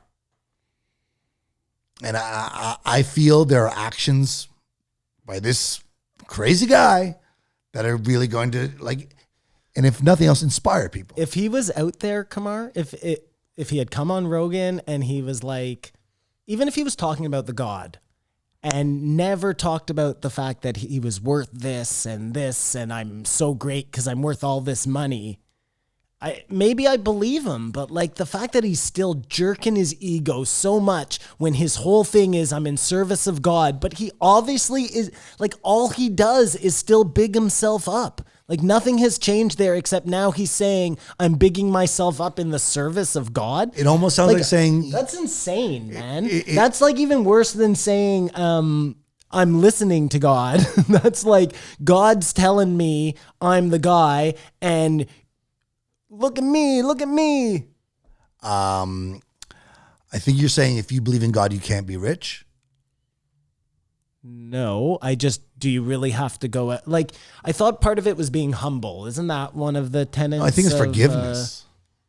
That's the only one. It's just forgiveness. That's the biggest one. I died for your sins. I'm pretty sure being humble is on there. I don't think it's a commandment. Well, Well, these are the big ones. Anyways, we're getting caught up in semantics. I understand what you're saying. I just think you can believe in God to be rich. I also think you can believe in God and be rich. But you can't use it hand in hand. No, you didn't think it was gross how he was talking about like his billions of dollars and like he's still acting Dude, like the amount of times he name dropped. the rap game, but he's just transitioning it now to the religious game. I think he feels oppressed, just like when you hear Joe Budden, a multimillionaire, talk about how the system's against him or whatever. Anyways, I would have much preferred this podcast if Joe was an audiophile and we had just talked about tracks. I mean, obviously we were going to get that. And if Kanye went in a deep dive about aliens and what he thinks is going to happen, that would have been a great question of interest.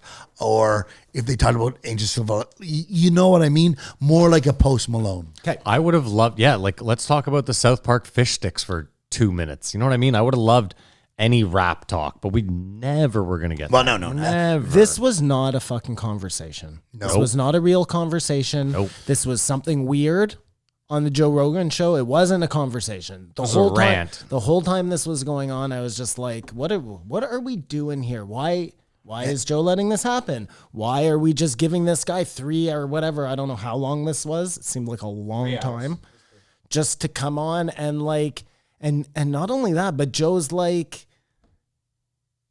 pumping him up for going on these weird fucking side things to derail the conversation. Like, it's easy not to answer the question asked when you answer it with a different question that you have an answer to that has nothing to do with the question. I don't think you guys give it enough credit that he kept saying, maybe you think it's just his disarming technique, but sorry, I'm rambling. Like, it was, he conceded I'm not making total sense here. But the only time Joe took control was at one point he was like, okay, look, I asked you this question. You went on your tangent. Let's put a cap on it.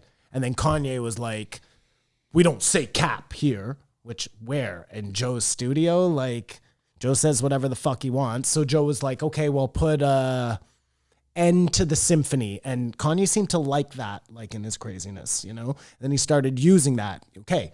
And then he'd go on his rant and he'd be like, okay, that we'll put an end to the, like, it was just, dude, it was weird. The whole thing was weird. You were watching, like, you think you were watching Genius. I think you were watching, like, no, exactly what the don't psychologist worry about what you think I'm was watching. talking about. Just worry about you thought you were watching. I honestly liked it. And I can totally see why you guys don't like it. And I don't have to like everything you liked. You know what I mean? Okay, I have a couple of things I wanted to talk about that. Shoot. So let me get to them. Bring it now. on. Thanks. Joe, could he have worn a more dad shirt to meet Kanye? At least he wasn't wearing one of his wife's shirts. No, seriously though. Like, Joe has some okay, cool shirts. Some like, I don't know. Some of his shirts he wears where it's like a garage or something that somebody's given him. I'm like, that's okay. But he wore the most Jerry Seinfeld half button up sweatshirt t-shirt thing. Like, Do you think Joe's a good dresser though? no, I don't think I don't he's think a he's great- either, no. Look, I don't think I'm a great dresser. I don't think Joe's a great dresser. I think he dresses his age. I think if Jamie had been around, maybe he would have been like, Joe, you got to throw on a fucking... I Everything was in assume laundry. Joe's wife buys all of his clothes that are not given to him by Yep, I think so. like companies for Yeah. T-shirts from friends to promote That's it, something, yeah. and he wears the one stretch of jeans and MeUndies. That's it. So there's tops are for the. Anyways, if I was interviewing Kanye, even me, I'm a fucking loser, obviously. But if I was interviewing Kanye, I'd wear a cool shirt. I'd wear some artist that I thought was cool or something that I would try and impress him because I think he is a fashion guy, you know? But he came in dressed like Grimace. Yeah, he was just wearing something weird. He was wearing something weirder than he usually wears. Usually he wears like a t-shirt. It's like he dressed up in a very dad way to interview Kanye. Well, I mean, maybe Kanye the- loves that dad shit. Maybe he asked him. Maybe he knew. Because remember he said in his post, Joe's going to let me set up the studio. Maybe he's like, wear the shirt I want him to wear. So Bruce and Brandon Lee both murdered? Hold on, you just brought that up though. That's a great thing. He lied about that right away. What? I was putting, beads or whatever. Because he came out and he was like, Joe's going to let me design his studio for when I'm in there. That's just a blatant lie. Like that was a... Unless it was just dressing Joe. No. The t-shirt, my choice. I wish they showed, he had his Instagram of Joe wearing those tongueless, laceless. It seems like a Yeezys. flex to me. Whatever Like it I'm is. coming on Joe's show. He's making me do it at his studio. Even though I'm Kanye and I'm from God. It was verbose. Is that the word to I'm say? gonna About redecorate. Excusable. Verbose, no, okay, I guess. Okay. Yeah, you Anyways, wanted to... But the Brandon Lee, Bruce Jason Lee. Lee, Bruce Lee, sorry. I had heard that Brandon Lee had maybe been murdered. I didn't know that Bruce Lee. Did you had heard that conspiracy No. theory before? Well, since it came from Kanye, it's crazy. Okay. I'm okay with Kanye being crazy. I'm okay with Kanye being crazy and doing fashion. I'm okay with Kanye being crazy and doing music. It's the presidency and the being crazy, Kamar. Like, Yeah. Well, if it comes down to, I don't see how it'll ever happen. because I don't think Kanye will make a good president doesn't mean that It's like an Alex I don't Jones like thing. some of his. I don't think Alex Jones would be a good president. But he's right about some things. He's crazy about other things. Sure. Okay. Anyways, The Lees. I had never heard that before. I just thought maybe you guys have. Okay. Then he said that I don't know if he said this, but he was talking about how they killed Bob Marley. Mm-hmm. And maybe he was alluding to the fact that they had used weaponized cancer to kill Bob Marley. Maybe. Have you heard that, or are you just? Well, it would be the same weaponized cancer that they would have used to kill Castro, or tried to kill Castro with. Remember this whole story? Yeah. But I heard he stepped on a nail and just didn't want to go to the hospital. Well, I mean, I heard it was a soccer thing. He heard it playing soccer. But again, of course, we would hear these rumors if the CIA had killed Bob Marley. And especially that far removed. But that would have been right around the same time, I think. As winds of change? No, bit as before. they were trying The winds to had already changed. kill Castro. I mean, that might very well make sense. And Kanye was saying that he was worried that they were trying to kill him when he was in the hospital. And then he said that when he was in the hospital, they gave him the drugs. Because Joe was really trying to find out, like, why did you let them put you in the hospital? Because that's a really good question, right? Which never got an answer, by the way. Of course not. Like, what happened there? Kanye is a grown man. What was the breakdown? You need to be committed to the hospital either by your family, but then they still have to be able to prove that you are unable to... A danger to yourself right? or society or Like- something like that. But do you think that's possible Or for someone the- like this to not do? Or the police have to take you in. So which one was it? He didn't tell us what either. And then Joe said, so what drug did they give you? He didn't know what the drug they gave him, but he knew that it made him fat. And maybe they gave him a drug that made him fat. Maybe they give you those drugs to get you out of the game. Okay, look, let's say Kanye is... Hold on. Can we back up one second here? Since you and I are in this guy's a fucking egomaniac, Yep. we're certain they're not trying to kill him, right? I know you're a CIA druthers guy, but let's be fucking serious here. This guy is not, he might have his fashion thing. He is nowhere near culturally as important as Bob Marley in any way, shape, or form. Kanye West? Yes. The running for president thing might be a real problem. This was this is pre all this. So let's throw that out the fucking window away. Throw that out the window. Probably not trying to kill him, but you could see where his ego in like, I am on Bob Marley level. Now, keep in mind, he made way more money. But Go ahead. CIA. We can only say that once Kanye is dead, and we wonder what Bob Marley, had he survived, would be like today. I understand that, but what I'm saying is, like, as far as the time, the era, okay, sure, you're right. The effect on music I understand. culture is Bob Marley's bigger, for sure.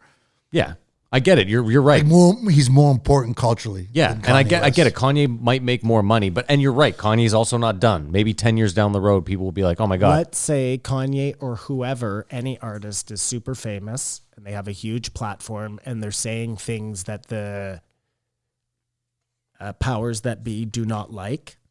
They can either kill you, that's one option, or they can discredit you. That's another option. They discredit you by either catching you in a compromising situation, or maybe in this case, getting you committed to an insane asylum, giving you drugs that make you fat. Just hear me out. What is happening right now? Just hear me out. Giving you drugs that make you fat to get you out of the game because nobody is going to think you're cool. The only reason they would want to do that is if he was 100% spot on, though. That's my own problem. Again, him talking about black people's rights and maybe the story being wrong, again, that may be right. That doesn't make him presidential material. No, if it is trying to get rid of him, yes. makes him presidential material. No, it doesn't. No, it doesn't. In your opinion, I can only have it one way. If it is trying to get rid of him, he's the man for the job. A lot of... That's not what you're trying to say, but that's what I'm saying. Okay. But then Barry Seals could have been the man for the job too then. Barry Seals. Yeah. Because it killed him, right? Well, he was exposing. That's what I'm asking. If on that criteria. 100%. Okay. So just want to know where we're anybody at. killed by the CIA is now presidential material. No, but is better than the CIA. Okay, I'll agree with that. Kanye's better than the CIA. Come on. Kanye's better than all the other presidents out there. He's better. It doesn't make him, he shouldn't be running for president. Yeah, we all agree on that. But you keep making it seem like because I don't think he has any business running for president that he shouldn't be making music. No. Okay. We were caught up on you saying he talks all about his money, but then he's a servant of the God. Like they're. Well, I mean, I think there's a huge disconnect there. I think it's like, sorry, I'm so stupid. I think it's like he's saying one thing, meaning another. It's like Joel Osteen or Jimmy Swagger. Can I play Diablo Avocado for a sec? Yeah, it's like disingenuine. Could you argue maybe that, that in this current world that we live in, the only way you could really start a movement is with a ton of money? So like maybe if God really was in his ear, maybe God is like, you have to make billions of dollars in order for me to spread my word, because I've been trying to spread my word for like the last 100 years quietly in subways and no one's listening to me. I'm listening. Yeah, I guess. I just think Again, I'm playing fucking, I don't buy this. A true leader would come on Joe Rogan if they had a great message. They would tell their message. They would talk to Joe Rogan like he was a human being, not what Kanye did This at was all. not a conversation. He would have not gone in there and been like, Hold on. I'm the greatest, I'm the best. He Hold just would on. have been like, this is my message. This is why you should vote for me. This is why you should trust me. Hold on. Back up. If he's learned anything, Bernie did that. Out. Well, Tulsi did that. I was about out. to say that. Yang did that out. So what There's no way Kanye's he can be plan is president now. Yeah, Kanye's plan is probably like, okay, well, these three did exactly what I'm not going to do. I'm going to go on and act like Donald Trump. I'm going to say whatever I want to fucking verbal diarrhea say. I'm going to fucking push God because that's the base I'm going for. I'm not going to say the word abortion because that's also the base. You know what I mean? Now that he's on Joe Rogan, he's right wing. He'll be withdrawing from the race in 2 weeks. And you can bet assure because he's been on Joe Rogan, he will never be president. So that's out of the equation. If he becomes president this time around, In 2020. 4 weeks? Yeah, 4 weeks. If he becomes president, Not happening. then I will say, Kamar, you are right. Coming on Joe Rogan and doing what he did was pure genius because it obviously won him the election. And I'll agree with you completely. But if you're telling me this appearance here and what he did here was this long play for 2024, like, I don't think so. I think that's his personality. Sorry, go ahead. I'm not sitting here saying you guys are crazy. He should be president. I'm not saying that. I don't think he should be president. I didn't get that And from it you. more goes down the road of when people say, why the fuck would you want to be president? And he's so crazy, he wants to accomplish everything. If somehow, some way he does become president, he'll regret it. Oh yeah, He it's won't only want to his do ego. it. Yeah, I I'm agree. not sitting here saying you guys are crazy. He's the next leader of the free world. I'm just saying he thinks bigger than anybody. Like Steve Jobs is here. Like he's accomplishing. It just worries me like one day, like fucking Justin Bieber is going to decide he wants to be like Prime Minister of Canada. Oh, it'll and happen. he's going to be voted in because of guys who are just because his name's Justin. Well, Trudeau got in. Yeah. But isn't that as equally as crazy as Kanye being president of the United States? I'd have to have Justin Bieber on Joe Rogan and how Maybe crazy Bieber he is. comes in and he's like, legal coke. I don't know what to say. And then boom, he's in. Okay. How about, No, let's finish this up. Let's wrap this up. You really have 3 more pages? We got to finish this. Okay. This was supposed to be a 1-hour podcast. Oh yeah, just some of the things he said, like, I'm just going to say, he's talking about his school and he's like, yeah, our school is the NASA of humanity. Like, And then he stopped. He said, no offense to NASA. There are little moments that if he was 100% what you guys say he is, there'd be none of these. Oh, I'm sorry. I'm getting ahead of myself. There wouldn't be. okay. Fair? No, If because you- I think that's part of if the you- act. That's a deadlock there. And then he kept holding Disney up as this like genius. Like, No, he was. The design of Disney's city. No, he did. He used Disney as like Well, yeah, a but then he was benchmark shitting a on bunch them. of times. Well, he should be shitting on them. Or what about the example when he said the guy invented the mall? It was a whole thing, no, but they no. just took the mall. He's shitting on the way they made the Star Star Wars, yeah. No, but Walt Disney as Yeah, a yeah. person, he's holding up as when I'm pretty sure he was like a Nazi sympathizer. So just put it Not pretty out there. sure. I He agreed was. with him 100% when he said the the new Disneys are garbage. I'll agree with him 100% when he talked about the holistic medicine, Kamar. I think that's probably true. Mm-hmm. When it's like they wrote that out of the narrative, or it wrote that out of the narrative. It wrote what the drugs we need to have to survive. Yeah, and that anybody who does like homeopathy or anything like that is a fucking wackadoo, where other countries still use that stuff much more regularly than they use pills and whatnot. So look, like I said to Matt last week, if they're trying to keep it from you, chances are it's probably pretty good. Agreed. Like the electric car.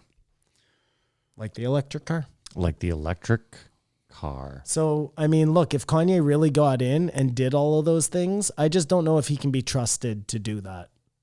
No one knows. Except for Kanye. All right, Matt, we're done. Go ahead. Just what do you guys think Joe's honest opinion, which we'll never know, That's okay. is of Kanye? I have one After thing. this I have one thing in closing, and like this episode for me, this was like the full on. This podcast just is never gonna be what it used to. Oh, be. it's over. Oh, I said that. No, I know, but for me, this was it. This was the last nail in the coffin. There had to be more pushback from Joe or more control.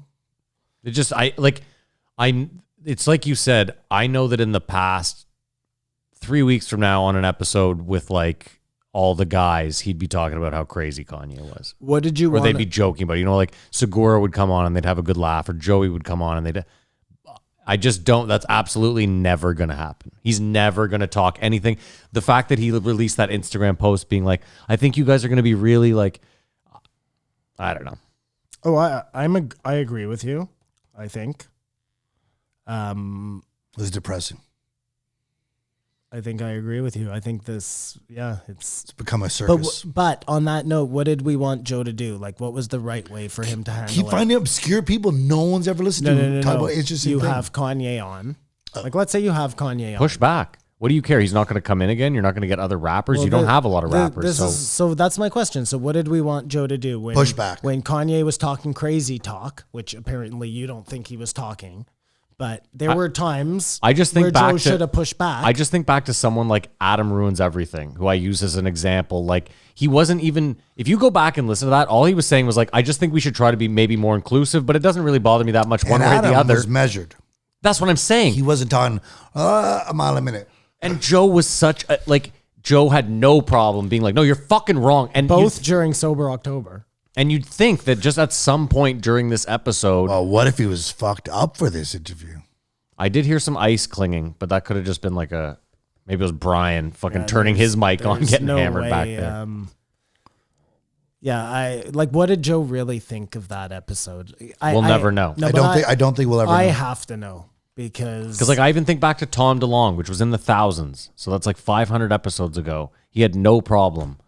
He was out to lunch or whatever. Tom DeLonge was way more sane than Kanye was. But at the time, you did not think that. Yeah, That's at the time, right. even you were That's like, this right, guy's yeah. fucking batshit So- crazy. But to that end, now he's- I think I've come even full circle, and Tom DeLonge's DeLonge, crazy? is CIA. Well, of course, everyone's CIA on the planet. It's going to be saddest day when we reveal to him. That I'm CIA. And I'm CIA too. The best is that he's going to be like, well, I'm DEA, and you're both under arrest. Unbelievable. That's the long The long con, yeah. This is my favorite part, though, despite what's happened with Joe Rogan and where it may never go again, is when we listen to a podcast, watch a podcast, and completely disagree.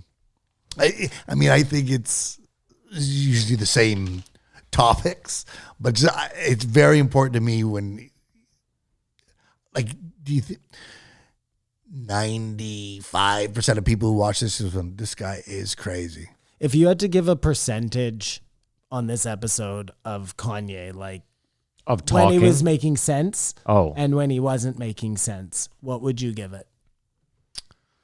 That's a tough. Legitimately. Like, Yeah, I'm trying to, Yeah, yeah, yeah. I know, yeah. Say when he said there's 1 billion people on the internet, but 9 million people on the planet. We're not so connected yet. We say, I'm just suggesting that as a fact. Is Joe had asked him what his favorite color was. That's how he got to that. Yeah, I don't know. I'd say like 25% of what he said. Yeah, 70-30. That's generous. I didn't think it'd be that high. No, he had plenty of shit. Kamar, that he's he a said human. was true. He's a human being. Like I can't even sit here and say he's like crazy because, listen, we're all a bit fucking loopy. I can't sit here and like he's not totally. I think he's more unhinged than most people for sure. But I also think it's tough to be. And again, this is where I'll use the word genius. I think there's a lot of musical geniuses that are on that like spectrum, and I think he might be. That's all. And maybe the money has made him. Lots of times money makes people crazy. I think it's 60-40. 60-40. Fair enough. In what favor? 60 that he's making a lot of sense. Oh, yeah. Okay. Yeah, we're the other way. Yeah. Just to clarify. No, you asked a question. But Well, yeah, I know. I just really wanted to hammer home where we were at. He said it like he was with us. Oh, I knew he 60 wasn't. not making Yeah. sense, 40 making no. sense, but he gave it an extra 10, you know? Can we rate this then? we must. We know what I'm rating it. I'm rating it a 4. I give it a 4 as well. Now, keep in mind, hold on, just hear me out. Just wait. Simon, you have to admit that people should listen to this episode, right? I do not think so. Oh, okay. I think at least for the circus, like you go to the circus, right? Yeah. So listen to a couple of minutes of it. I think it's You'll inspiring. get the idea. I think you should listen to it for many reasons. Make your own opinion up. It was my least favorite podcast maybe ever on Joe Rogan. Listen, I know exactly where you're at because listening to this, I was just like, And watching Joe lose control and not be able to like, and not do it. But- It's just so fucking. But hear me out. disconcerting. I will say this. There's something to be said about feeling away when you listen to a podcast. And like for the whole 3 hours, I felt away. You know what I mean? Like you can listen to a lot of 3-hour Joe Rogan podcasts where you hear it and like you're just like, yeah, I listened to it. I got the points, but like it didn't hit me one way or the other. I just, This one, like, there was a visceral, I felt like you listening to it had to have had a visceral reaction at a lot of points. As soon as he like sorry, go ahead, Kumar. I'm just saying I said it's a 4 because long waited, whatever, but it wasn't a great conversation. Terrible. It wasn't a conversation. And I wish Kanye had more control over himself to like not run off. But I just think But see, this is he's like that or he's nothing. But this is my problem. But I'm still giving it a 4. This is where Joe used to be like almost a better interviewer. Yes. Because he used to be able to. He used to have the power, that like alpha male mentality. Corral it in. Precisely. Which is why someone was like, I think you should be the one. Like after hearing this, I would never want Joe moderating the debate between Biden So and Trump. Kanye gets a 4, Joe gets a 3. Simon, you give it a 2. Is that what you said? I don't remember. No, I mean, I don't even know what to give it. Yeah, I guess a 2. It was one of my least favorite episodes ever. I guess I could see why some people would like it, but I just... Like I didn't like this, but it's getting a 4 because... I hope you like it for the right reasons and not because... Could you imagine seeing Kanye have a relaxed, almost disaffected attitude? I don't imagine he gets Conversation? invited to a lot of dinner parties. No, I think it's like all the time. You think it's an act, whatever. Did you... Here, sorry, maybe... Yeah, I guess... I don't know. I don't know. Hopefully 20 years from now when he's older, he'll reflect and be able to talk coherently without just constantly racing through everything. I'll put it to you this way. One last thing for me, and then I'll let you go, and then we can be done. I hope that... I don't know. I hope that if he is worth $5 billion, that he truly does, at least if he's going to throw that money away, that he at least tries to make the world a better place. Whatever better he thinks that is, all the power to him. I don't really know what to say other than that. I just don't know. Well said. Kind of a lighter.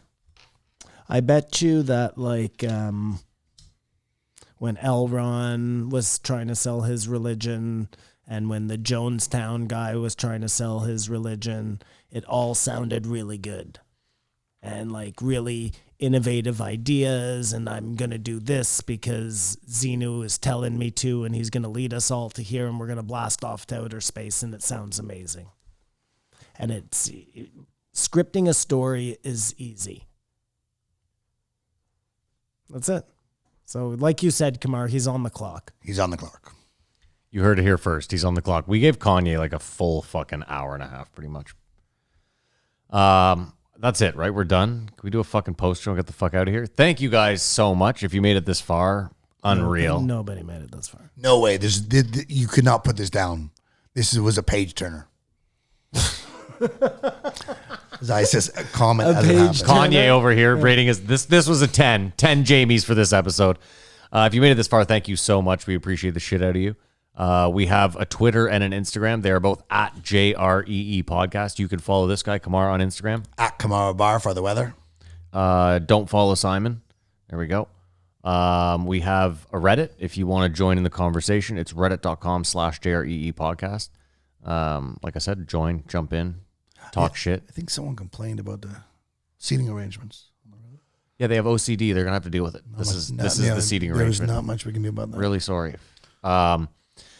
What else? The most important thing is the Patreon, because we're being shadow banned, and we want to keep this thing. This is pirate radio. We're against it. There is a Patreon. It's patreon.com/JREE Podcast. You can join for as little as $5 a month. 200 hours or something on there. Yeah, there's a lot of content. For that $5 a month, you get the post show on Tuesday with the regular episode. You also get 3 or 4 episodes of This Won't Age Well, the series where we go back, we listen to old episodes, and we do in the normal show. We're up to about 55 throwback episodes now. So if you do join, you have 55 episodes to go back and listen to. What's wrong, Simon? Nothing. My face hurts. Oh, I'm very sorry. And then the YouTube.